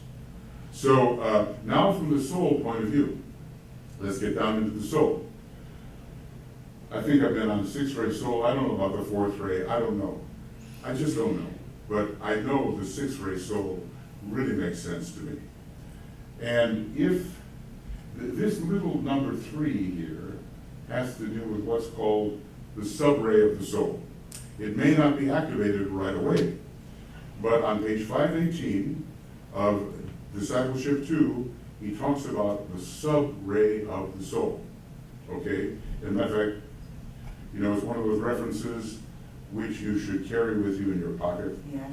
and it has a real value. I'm going to turn away from this for a moment, Elena. This is okay. Michael, this is a good point. So the sub-ray of the Yeah. soul Yeah. now is not that ray in which you started. In which You started the millions of years. no. So No. that is then the It's second ray. It emerges later when ashramic possibility. No, then you didn't understand the question. Yeah. You started upon one ray. 4, 5, 6, or 7. That's right. In a major sense. That's right. Yeah. So then that's what you say, this little 3 there, and call sub-ray, is not that ray. No. Right. No. So where you are putting that ray? This little ray comes out later when you can join. That's right, but you change then to the third. No, well, here the it sixth. seems that you just have a choice. When the ashrams start to emerge, you just have a choice or a tendency. Look what he says here. Okay, he's writing to Eugene Cosgrove, who is probably a first-ray monad, okay, and has a sixth-ray soul, okay, that is supposed to change to the second ray in that life. It's supposed to. I stated earlier that the simplicity of the soul opens the way to Shambhala. He's trying to get this guy really to think in terms of Shambhala, probably because he's got a first-ray monad. This was and is an essential key statement for you. Those upon the second ray fall, as you know, into 2 groups, generally speaking. Look at every word he says. There are naturally numerous exceptions. So right away he's telling us, don't take what I do here as if it's the whole thing. There are numerous exceptions. Souls on the wisdom aspect of the second ray, such as Eugene Cosgrove was supposed to be, go to Shambhala and join the Great Council in some capacity or another. Such a one was the Buddha. The Buddha's in Shambhala because he had that first sub-ray on his second ray soul. Those on the love aspect of the second ray tread one or other of the various paths, primarily that of the world saviors. They become the divine psychologists and world teachers, and the Christ combined in himself all 3 great traits, a savior, psychologist, and teacher. Okay, now going a little further. I don't know if it's going to allow me to do this. I'm going to try it and see if it allows me to make a. Yes, it did. Those in the second group, 2 sub 2, right in the area of the soul. Those in the second group of souls upon the second ray likewise fall into 2 groups. And so many of us are second ray souls, so it's of interest which tendency we're taking here. They follow the way, and no TK here, they follow the way of specialized detail and of a comprehensive inclusiveness, and are the outstanding occultists, DK. The other group is distinguished by pure love.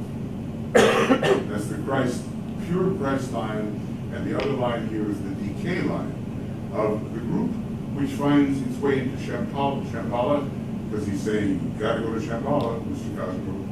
Of the group which finds its way into Shambhala, a developed simplicity will be found to govern all relations. When you read what the Buddha has not written, but what is taken down of him, it's absolutely simple. He knew all the other stuff, but he knew that mankind would benefit more from the complete simplicity. So that's that ray 1, and he's in Shambhala now, and he's an intermediary between Shambhala. So these are rays 1, 2, and 3 as sub-rays of the second ray. Now probably he said there are always 3 sub-rays for the first 3 rays of the soul. I don't know yet about 4, 5, 6, or 7 whether you're going to get 3 sub-rays going. I don't know about that. We'll have to see about that. Okay, let's see if there's anything else right there. This is the page one, 518, and it's really important because when you look at different second-ray types, I almost think they're on different rays because of their sub-ray orientation. You know, you compare the Buddha, you compare the Christ, you compare DK.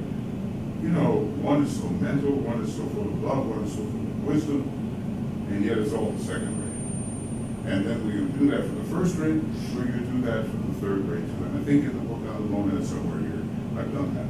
I think so. Okay, anyway, so going on, because I want you to have time to meditate. So this is the formula that I gave for myself from the logoic plane, which I can't touch, but feel the presence of. It's the big ray 2. Ray 3 plus Libra, the ray 3 on the monadic plane, and Libra at the moment being the sign in my present chart, which gives me some little way in to what the monad does. Buddhi Manas coming down on the left-hand side, and Buddhi from a 6 soul to a 2 soul coming down on the right-hand side of the column. What I mean by right and left, this is what I mean. This thing, page 177, that's what's going on in the Triad, the ninefold choice, okay? Now, when it comes to soul, maybe I shouldn't even have that there to you. You know, you might be right on that point. Maybe I shouldn't even have that. No. Because Well, that is a question because I was thinking. it's too early. DK says about that at this moment that disciples are moved to the different, like for DK is taken disciples. So I was thinking, is that sub-ray, which is already there like stored, or is that according to the need? Because DK talks about this need at this time. I think it's a tendency that's already somehow deeply in the nature. This is my figuring on this point. Anyway, this is millions of years on the 6th ray, and maybe I shouldn't even be considering that. But by the time the soul becomes around the first initiation or so, ray 2, then this thing begins to emerge, which will determine your future ashramic participation inside one of those ashrams, okay? And I think we all agree that Master DK's ashram is 2 sub 3 on the soul level. Master KH's is 2 sub 2, and the Buddha, when he was here, or replaced whatever, 2 sub 1. And the others are forming to sort of the artistic teaching ashram 2 sub 4, the investigation into consciousness scientific manner 2 sub 5, the New World Religion 2 sub 6, and 2 sub 7, the healing group. Okay, so those, almost all the sub-ashrams for the second ray are formed, except for one that's not quite, doesn't tell us what it is, could be 2 sub 4, could be. Okay, now, so that's where it stands right now in the soul. Now here's the personality. It's a 4th ray personality, probably, with a lot of the 6 and 4 in it because of the ruling planets, the Sun and Aries. But I think, moving more towards ray 1, just because one has to, So probably in my next life, this will be important, especially if I'm born in Capricorn or something, God help me. Anyway, ray 1 will, I think. That's why he's married me. If I show signs of living beyond Capricorn, in a certain year, she'll take care of it. Okay. The mind is probably ray 3, and I've got a lot of analysis going as well, so, ray 5 is a possibility. But this 3MO, it almost looks like a chemical, is a ray 3 monadic overlay. It's a monadic, ray 3 monadic overlay, and if I had done it properly, I would have done it this way. You should have the soul. Okay, now look at it. I'm just showing you this complicated piece of work here, and if you don't want to do this, you don't have to, but this is just a way of thinking about it, okay? So I'm going to say that this is a 2. Yes. And I'm going to put a slash there. That's right. Right, a slash.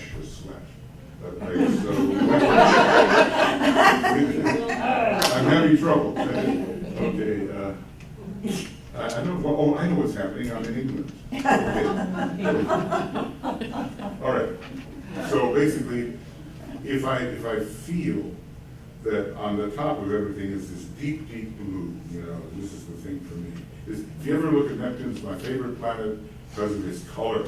Anyway, it's a 2/3 overlay on the mind. But over here, it says 4PO.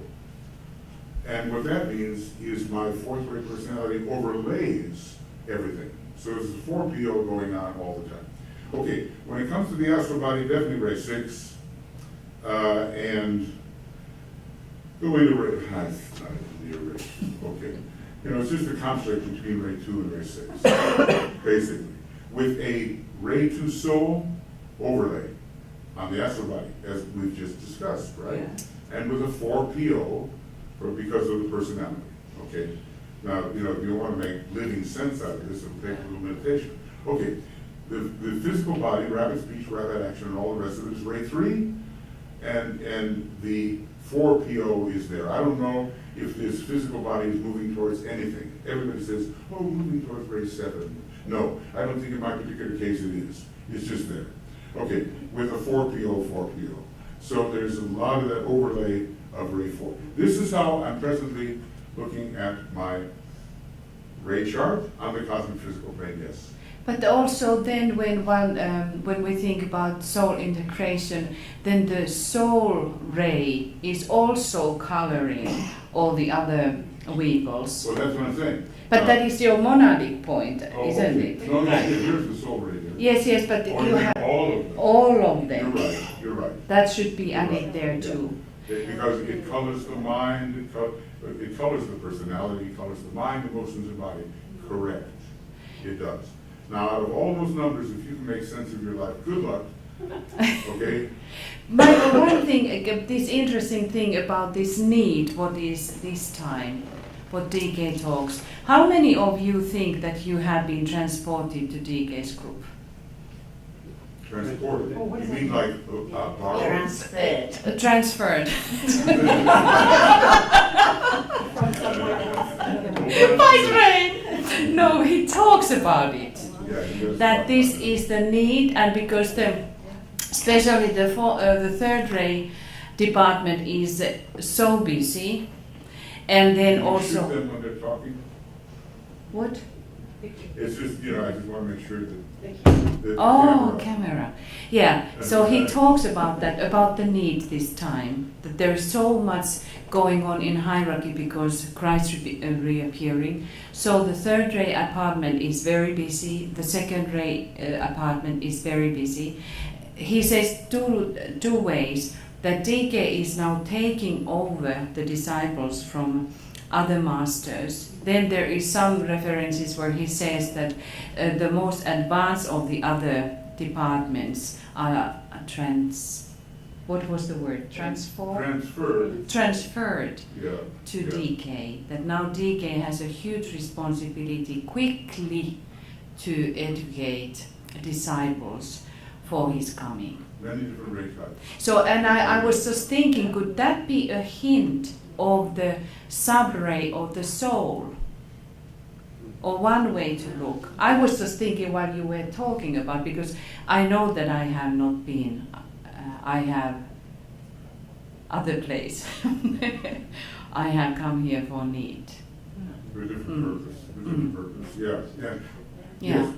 In relation to that question, isn't it also This is it. possible that the transfer might just be indicated? I'm sorry. Let's see. Okay, do we go? Does it work?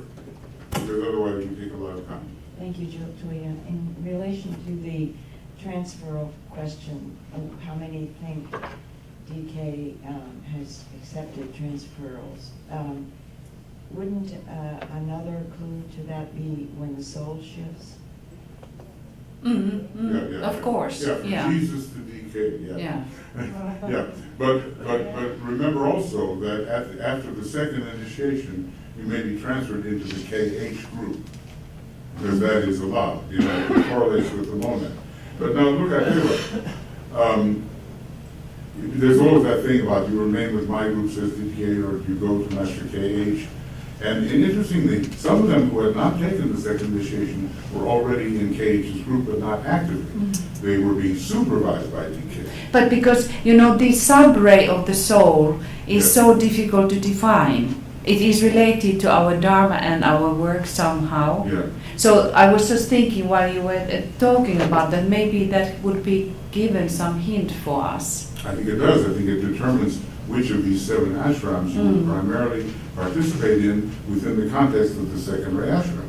And of course, if there were more of us on the third ray or the first ray, we could say the same thing. But remember, the first ray ashram is not very emerged yet. Okay, but it's coming. It's one of the major ones for the reappearance of the Christ. First ray, second ray, fifth ray, says DK in this matter of emergence. Now look, meditation, okay? You get the idea here, okay? Of what you can do. Now I want you to have a piece of paper and a pen or a pencil or whatever, and if you can, and I'm going to try to lead you through something that will help determine a hypothesis. A hypothesis. Yeah, this paper there, you don't have. Francis, can you bring me one? Excuse me. Yeah, I got it. Anybody need any paper? Are you okay? Okay. Yes. Oh, wait a minute. Get one that actually doesn't have something on it, right? Okay? Anybody? I don't want to go in front of this speaker, otherwise we're going to get one of those sounds. Let's pass it back to Maria Christina. Also? I have one. Just a moment, if I have Okay. one. Can you- Okay, good. Anybody else need any? You have something to write on? Good. All right, I have many books. here we go. What do you need, pen? Yes, he needs pen. You Here. can borrow one. Here. Frank, all right.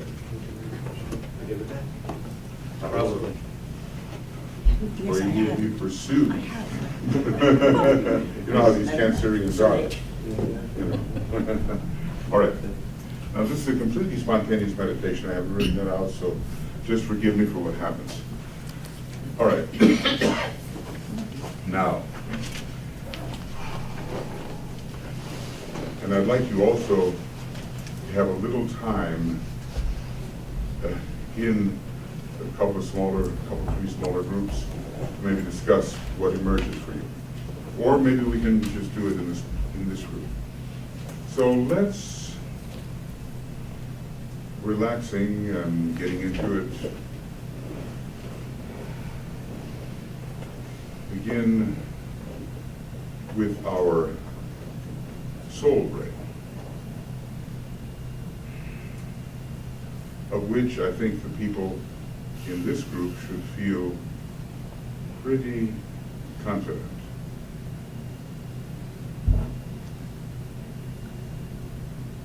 Because we've been in this for a while. So, I have no sound. Okay,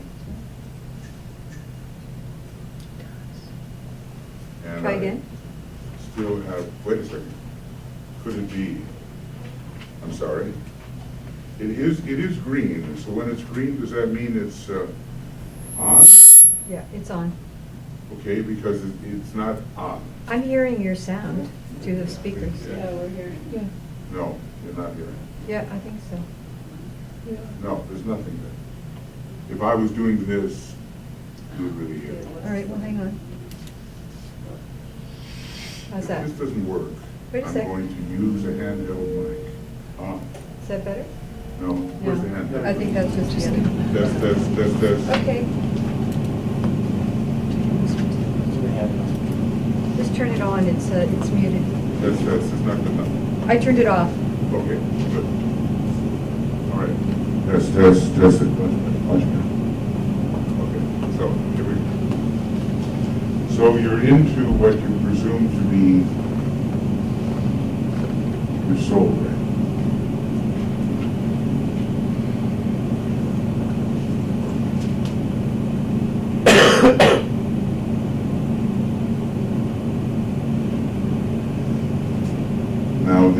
soul ray will govern many, many incarnations. And presumably, for people who study as we do and work as we do, the soul ray can be anything. It can be 1, 2, or 3, or it can be the rays of attribute.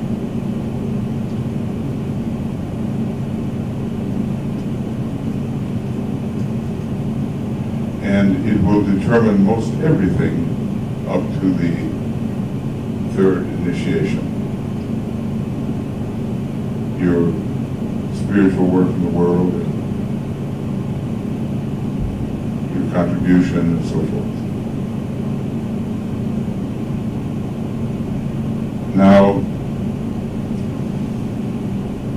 I'm going to stay away for a moment from the ray that will determine what sub-ashram you're working in, or will be working in.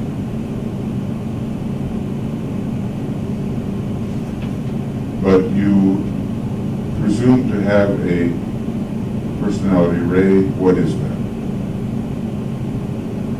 Just take a look at that ray in relation to the soul ray you assume.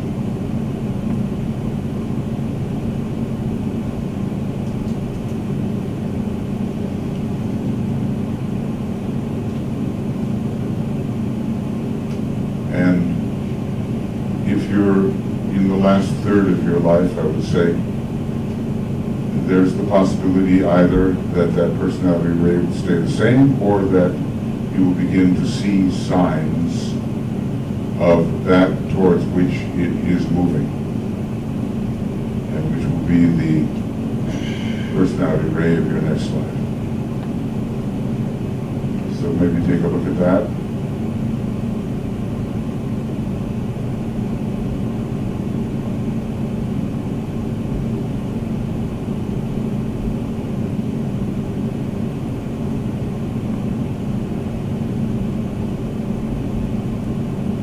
And take a look at your sun sign, because at this time, the quality of that zodiacal sign and its planetary rulers will be affecting the quality of your personality.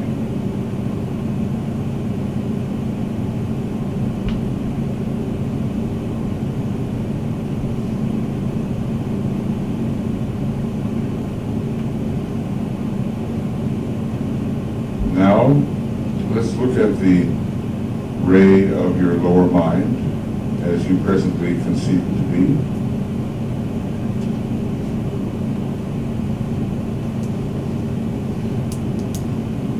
Realizing that the mind is very complex in a way, and will be influenced by your soul, which after all is on the same plane, isn't it? The soul and the lower mind are on the mental plane. It's quite close.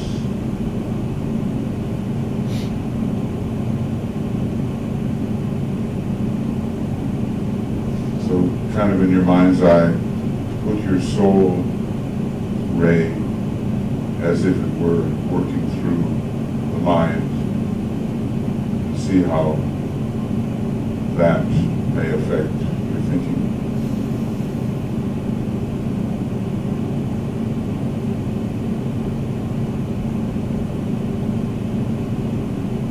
And just be aware too that your monadic ray, or some combination of them, will also, over the long term, affect your thought.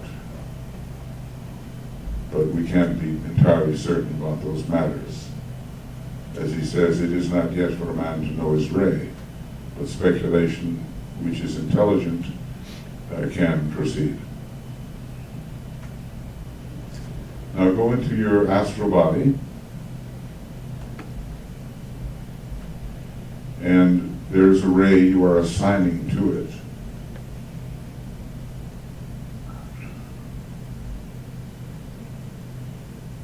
But at the same time, there's an overlay from the soul.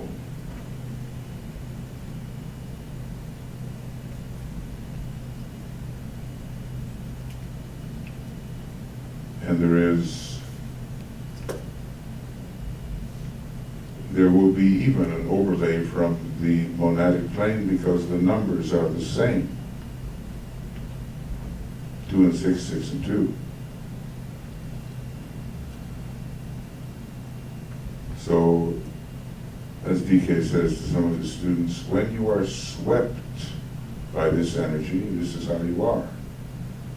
You're not always swept by this energy, but when you are, this happens. So there are changes in these vehicles according to the energy with which we are swept. And of course, there will be the impress of the personality. Now, two vehicles in the personality express two rays. And you have to figure out what that is for you. Your soul works primarily through this vehicle, he tells us. Your personality works primarily, expresses itself through this vehicle. And it's different for every disciple, leaving one vehicle without impress.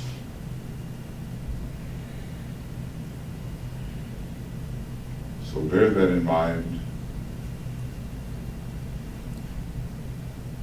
A lot of the Ray 1 types, they had their soul working through their etheric physical.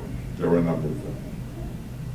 And it's a natural thing for the soul to work through for the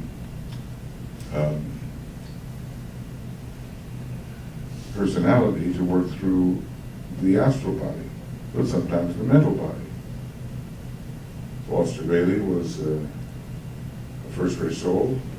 It was working through primarily the etheric physical, the 7, 1 to 7.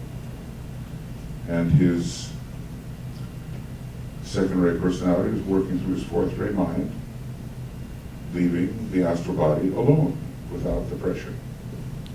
Something else to think about.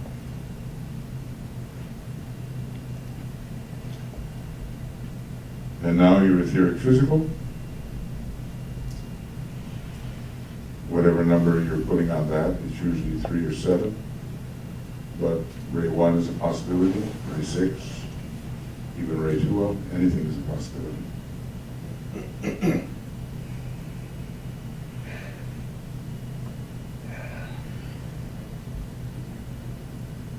And because the monad dispenses the first aspect of divinity, it naturally reaches into the vehicle where life and vitality are very prominent. So there will be a monadic overlay. There will be a soul influence. And he says specifically a personality influence in your etheric physical.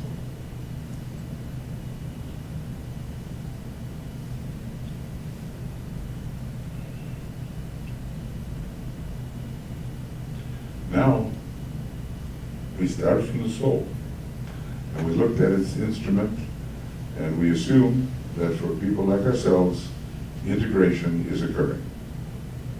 However slowly, it is occurring.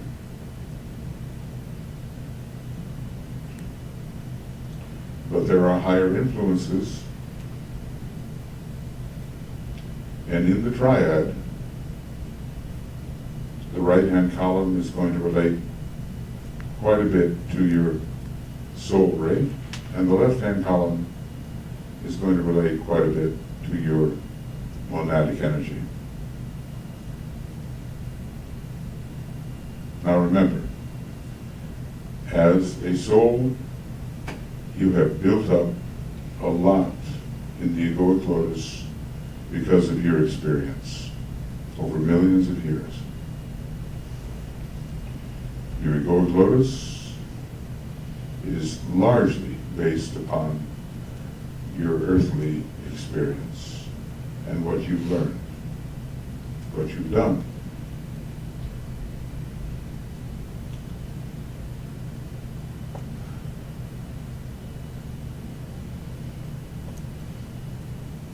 But when it comes to the triad, that's an expression of the monad, and the monad finds its place within one of the centers of the planetary logos and is carrying out a higher vision than the personal vision that has involved us for millions of years.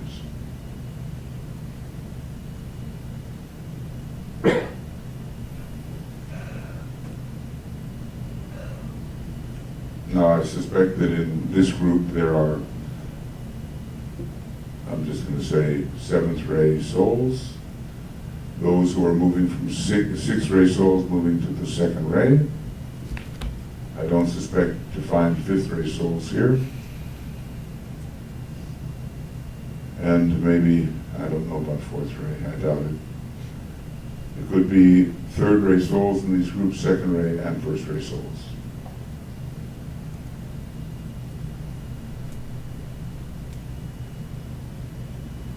Now,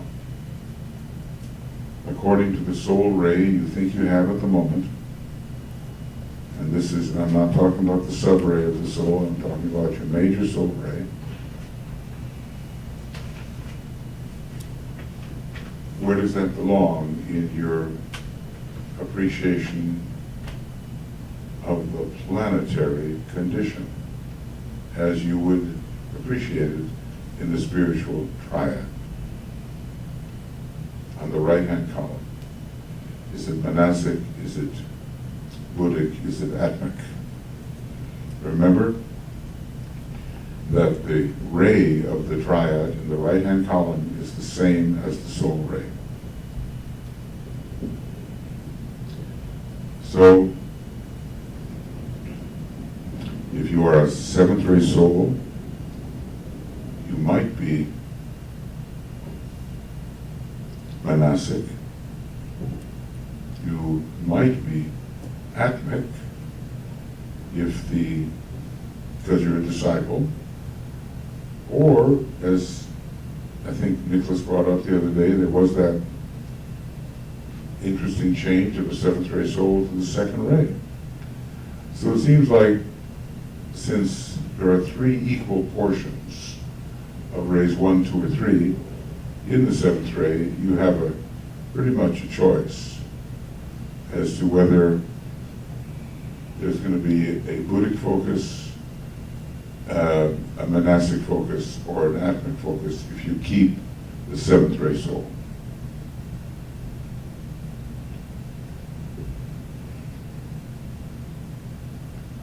If you're a sixth ray soul, you can be Manasic because that soul might be going to the third ray. But it oftentimes goes to the second ray, which would make your focus in the triad Buddhic, even though you have a sixth ray soul, if you're a disciple. I'm going to leave the fifth ray out of it for the moment. I don't see any of us on that in terms of the soul right now. If you're fourth ray soul, and again, the time has not come when there are many of those, you will be either Manasic, because the fourth ray does transfer to the third ray, or you will be Buddhic. And he talks quite a bit about how the fourth ray transfers to the second ray. There are some types that go from 4 to 2, and some types that just stay on 4.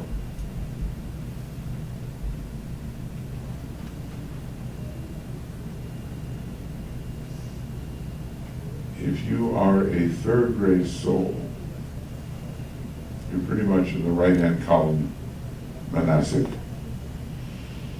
But if you're a third-ray soul nearing mastership, because that soul ray does last in the triad, then there can be additional atmic focus because mastership brings in Atma.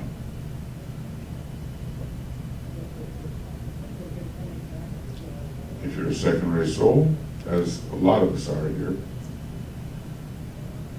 in the right-hand column, the focus will be Buddhic.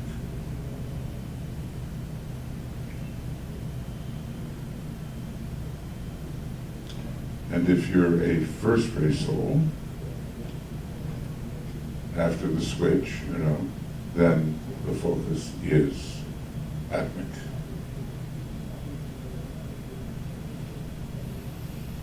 So what is it for you?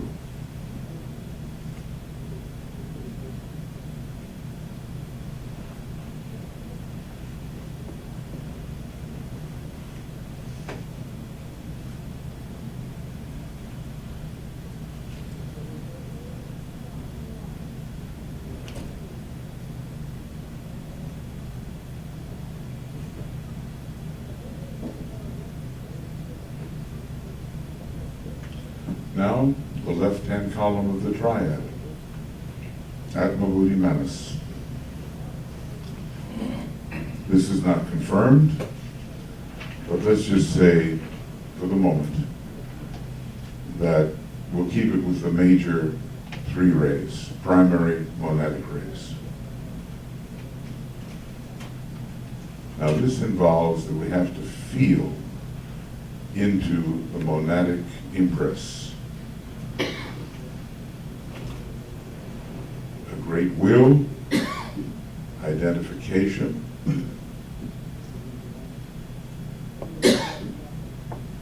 embracing of the entire planet as you feel the only one thing. And Master R talks about it, the only one thing. Hermes talked about it.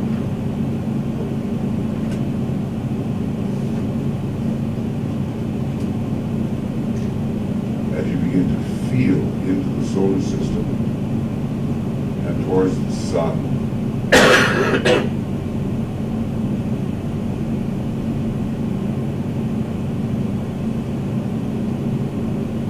somewhere on this highest of planes, you're going to be identified with the Father, or with the Son, or with the Holy Ghost Mother aspect.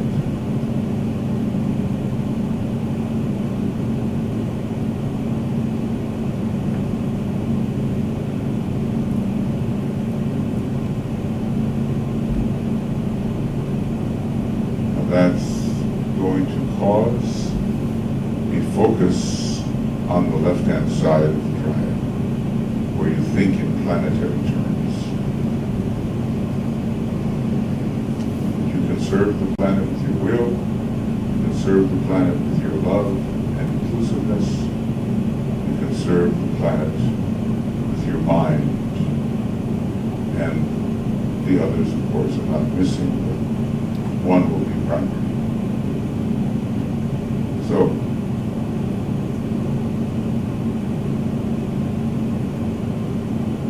in your monadic vehicle, there are 7 possible monadic rays.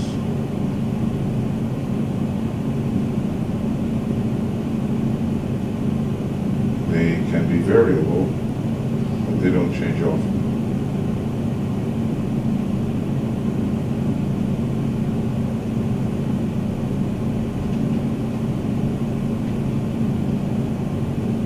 That's the first thing you probably meet. This great and transcendent energy. It's not transpersonal. It is that, but that's not the main thing. It's not impersonal. It is that too. It is transcendent.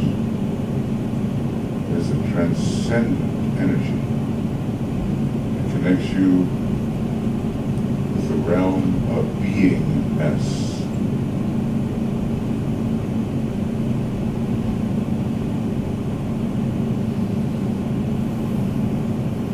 So when you have thought of your monad, what is the first thought that has been coming to you? Now maybe you've thought of two qualities, or maybe you've just thought of one. The first thing we'll contact eventually here, third, fourth, fifth initiation, is our monadic vehicle on the second subplane.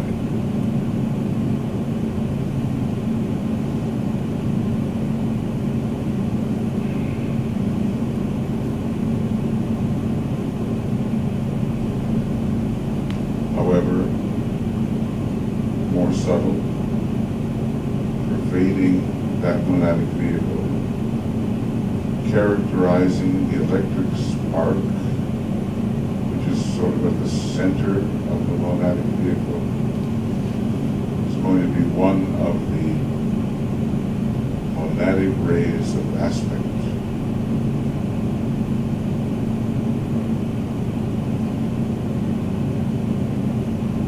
So what is most likely for you?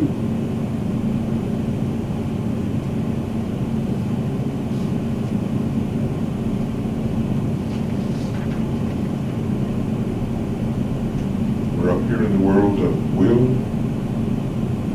planetary logoic will, and we're up in the world of being. We're not interested in that perspective on personal issues. We're not talking about qualities so much.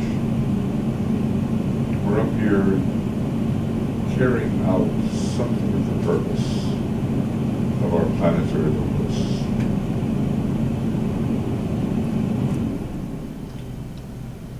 So what is your likely combination? In a way, you have 21 choices. 3 majors, and each one of them has 7 sub-influences. But think very high.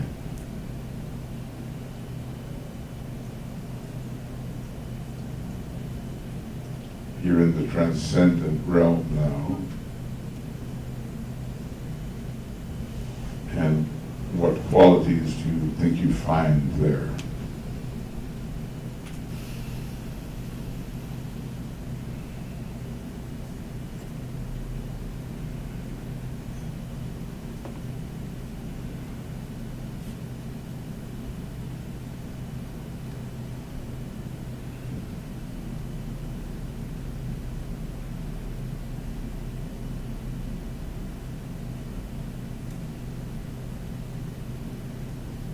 Because these will be your most long-lasting qualities.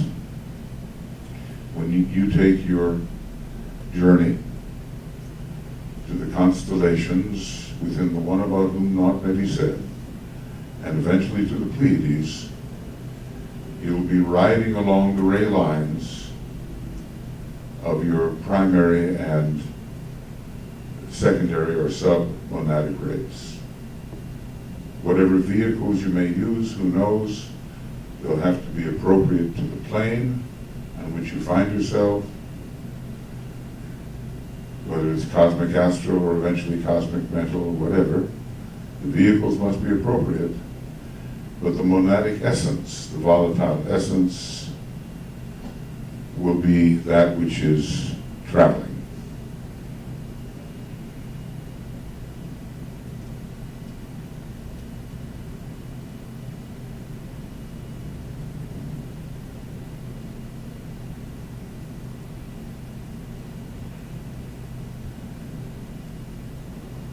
Okay, then that's the big picture. From the logoic plane, which we are not touching yet, but may occasionally be swept by, who knows, to the monadic plane, where 7 monadic rays are, one of them is controlling and it's basically a subray of our released monad, into our planetarily embracing spiritual triad. The impersonal world of significance is called, and giving us a kind of a dual emphasis, left hand and right hand column, left hand being more permanent, right hand being more fluctuating but not that much, and correlating with the soul ray. Then coming down into the egoic lotus, which is now in the dense physical body of the solar logos. And the others aren't. They're in the cosmic etheric. Now, down into the dense, on a redemptive mission, impulse from the monad, we carry various rays, and in the soul we will help the hierarchy along one of 7 ways in our particular ashram, when that ashram is organized. The second ray ashram is pretty well organized. Third ray a little bit, sixth ray a little bit, first ray hardly at all. That's what he gives. And every life we will have a personality with certain appropriate rays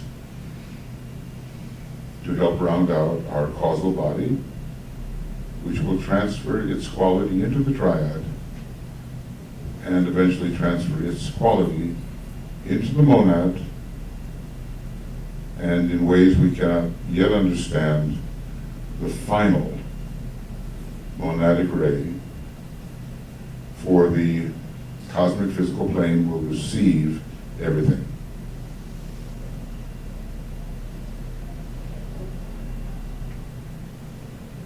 So just now pay a little bit of attention to your chart that you're cooking up here, however you want to represent it. We'll sound an Om, and then I'll give you a few minutes to just, there's not much time, just look at your chart that you're speculating upon. And of course, it can't be just a bunch of numbers. It's got to be energies felt, energies applied in service of the plan and eventual purpose.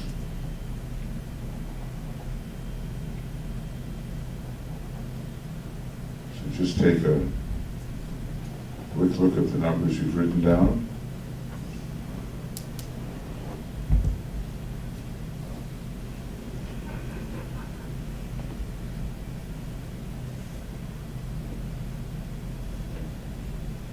And we'll sound an Om and get into 3 little groups. And you can share the essence of what you have put together. You don't have, if you go into excruciating detail, then there'll only be time for one person. So just the essence of it, really. And you'll meditate on this and just see whether this seems to make sense to you in terms of who you know yourself to be.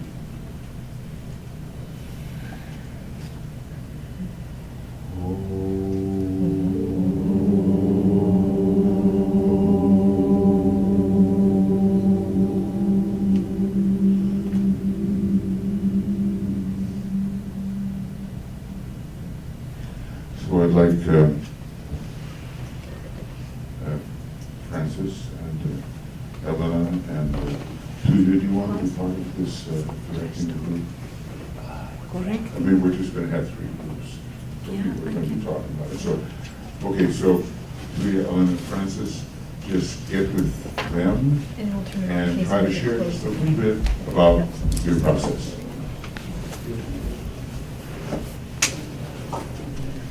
It's all right, take 20. and we might come back. So where Right here, right here, right here. Three little groups. And you know where you're going, and you even know more than DK and you know, all of those higher ups there. Well, I mean, what do they know about the logarithm? Well, it's true that Christ sits at the right hand of God, so we know something about the logarithm. But it'll be a while, and we'll be slowly receiving impression of a kind that is distinctly enough different from what we're used to that we'll notice something new is happening, and maybe a higher aspect of our energy system will be coming in. I'm standing here because it seemed all of the microphones seem to be dying, so you've done a good job. Okay. So now we've expanded our consideration into the higher rays, which we can keep in the back of our mind at least, and see how our place within things shapes up. If we could simply know what our soul ray is and be in the right type of expression or sub-ashram within that ray, we'd be doing quite a bit. And nobody's expecting us to focus in the realm of the spiritual triad the way the masters do, but we are building the antikarana, and we can receive impression. And every once in a while, the aspect of pure being may come in, however you approach it. Now, you know, I do recommend, at least I think I have done a fairly decent job in this on the monad of how a certain monadic combination would approach pure being, or the essence of what the monad really is. So if you want to read that sometime, I'm still modifying it, you know, because I've learned a bit more about it. But anyway, even in the original book, there's something there to widen our consideration of who we are within the context of humanity and the ashrams and hierarchy, and in relation to the highest aspect of our own nature, toward which DK is actually directing us. He really is, you know. It's not like he's writing something so it won't be read. It should be read. And remember, in 7 years or so, he talks about starting the new dispensation of the teaching around 2025, and he mentions astrology particularly, interestingly enough. But who knows what he'll write about. But I'll bet it'll have a pretty strong first ray connected with it, you know. It's a soul chart. Was it, did you say? I hope he give us a soul chart. A soul chart, yes. But no, probably he only has time to do one soul chart, and it will be yours. Sharing with everybody. That's big of you, that's good. Okay, that's good. Okay. Are there any questions? I'm not going to hold us long now, because we have to switch gears now, and we have the opening conference, and I don't have a talk, and, okay, go ahead.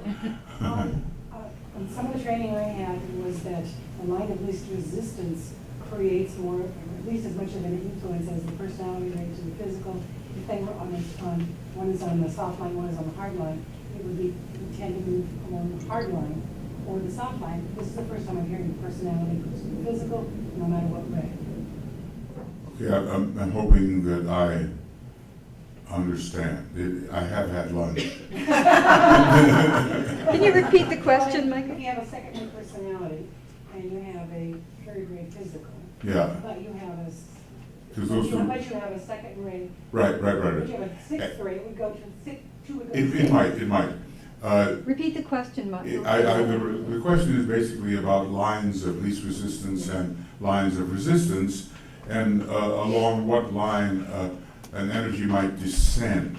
Now, there's a particular place where he does go into it for every disciple, more or less, and he says, your soul is working through your, and then he gives you a vehicle.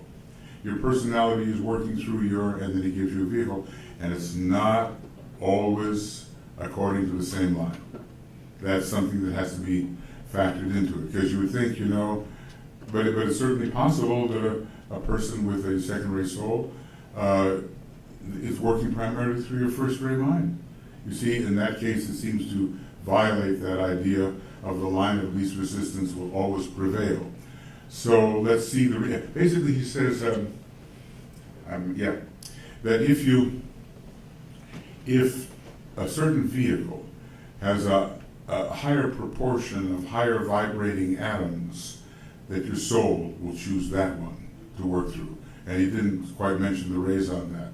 And the lower, I forget how he calls it exactly, but it, and I'm not saying it exactly correctly, but he does say that if it's in better shape and vibrating and clearer and so forth, your soul will choose that one to work through.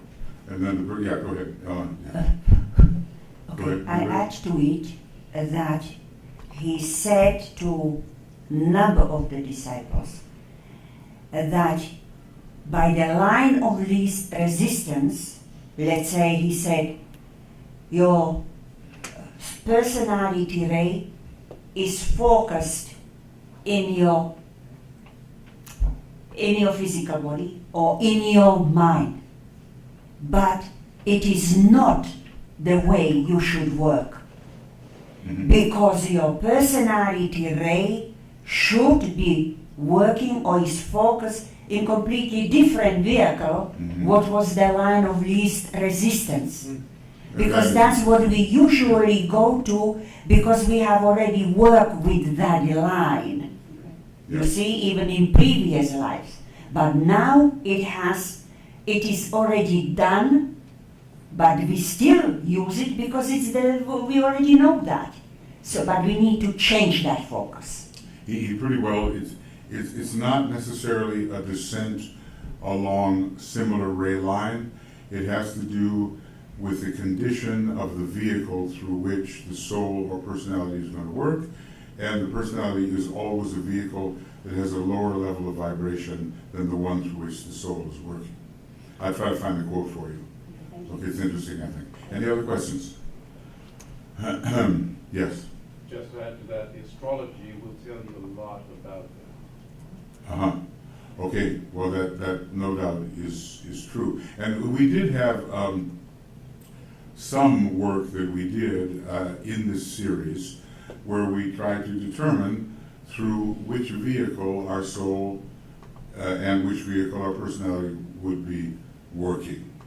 You know, and then of course, interestingly enough, which vehicle is left free of any impress. Now, in the case of Fossilberry, it was, I think, a second ray astral body, which was left free because, and it was in pretty good shape, he could deal with it. Yes, exactly. That he had it so balanced. I think it was on second ray. That he felt confident that he doesn't need any work on it. Yeah, so that's another factor, you know. So, you know, in my own case, I can tell you that my second ray soul pretty much works through a third ray mind, and my fourth ray personality through a sixth ray astral body, and my third ray physical runs around the house unmonitored.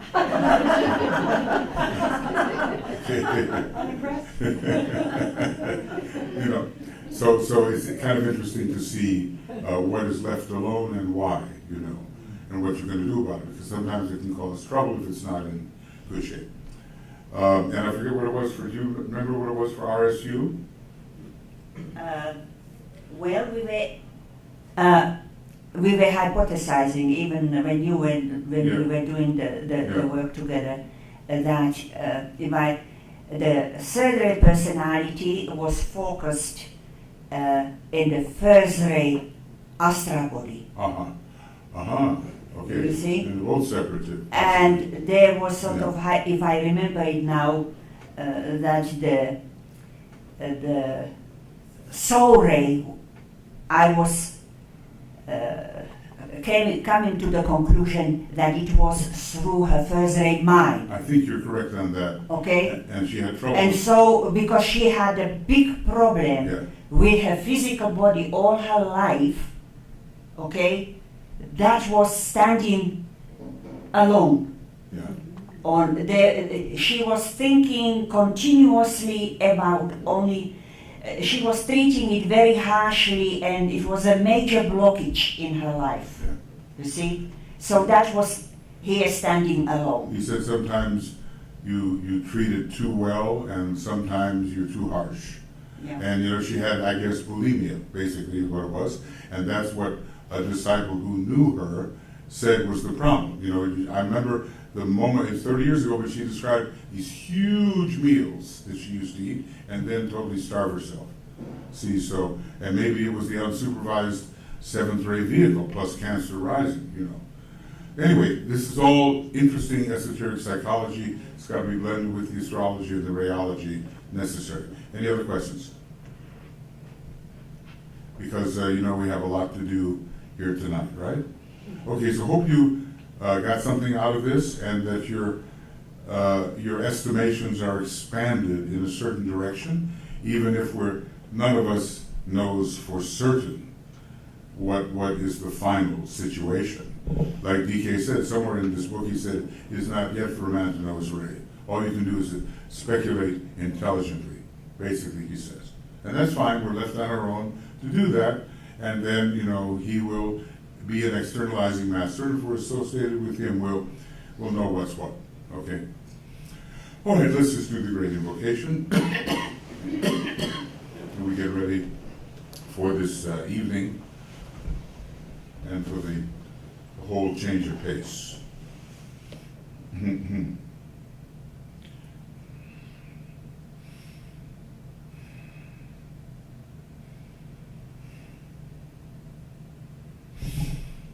From the point of light within the mind of God, let light stream forth into the minds of men. Let light descend on earth.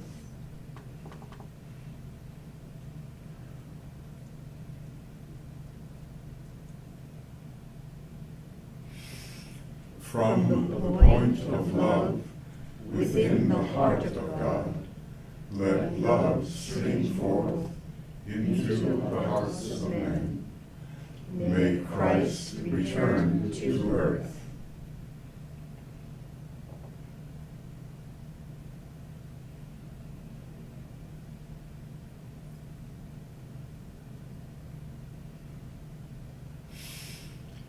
From the center where the will of God is known, let purpose guide the little wills of men, the purpose which the masters know and serve.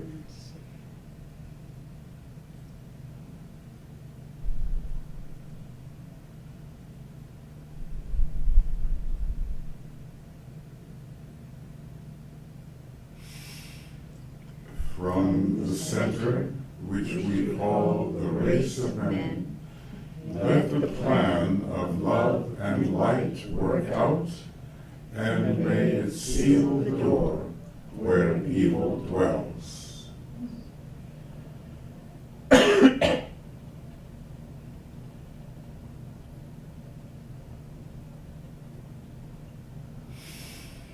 Let light and love and power restore the plan on earth.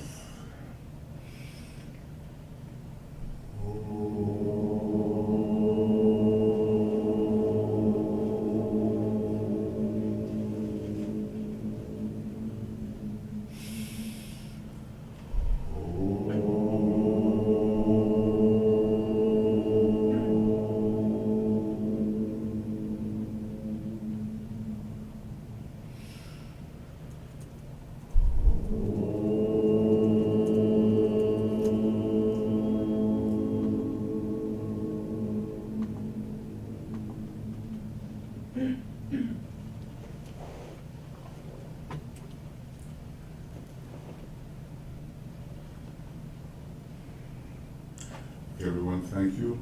And can anyone tell me what time we begin tonight? 7. Sounds like a good hour.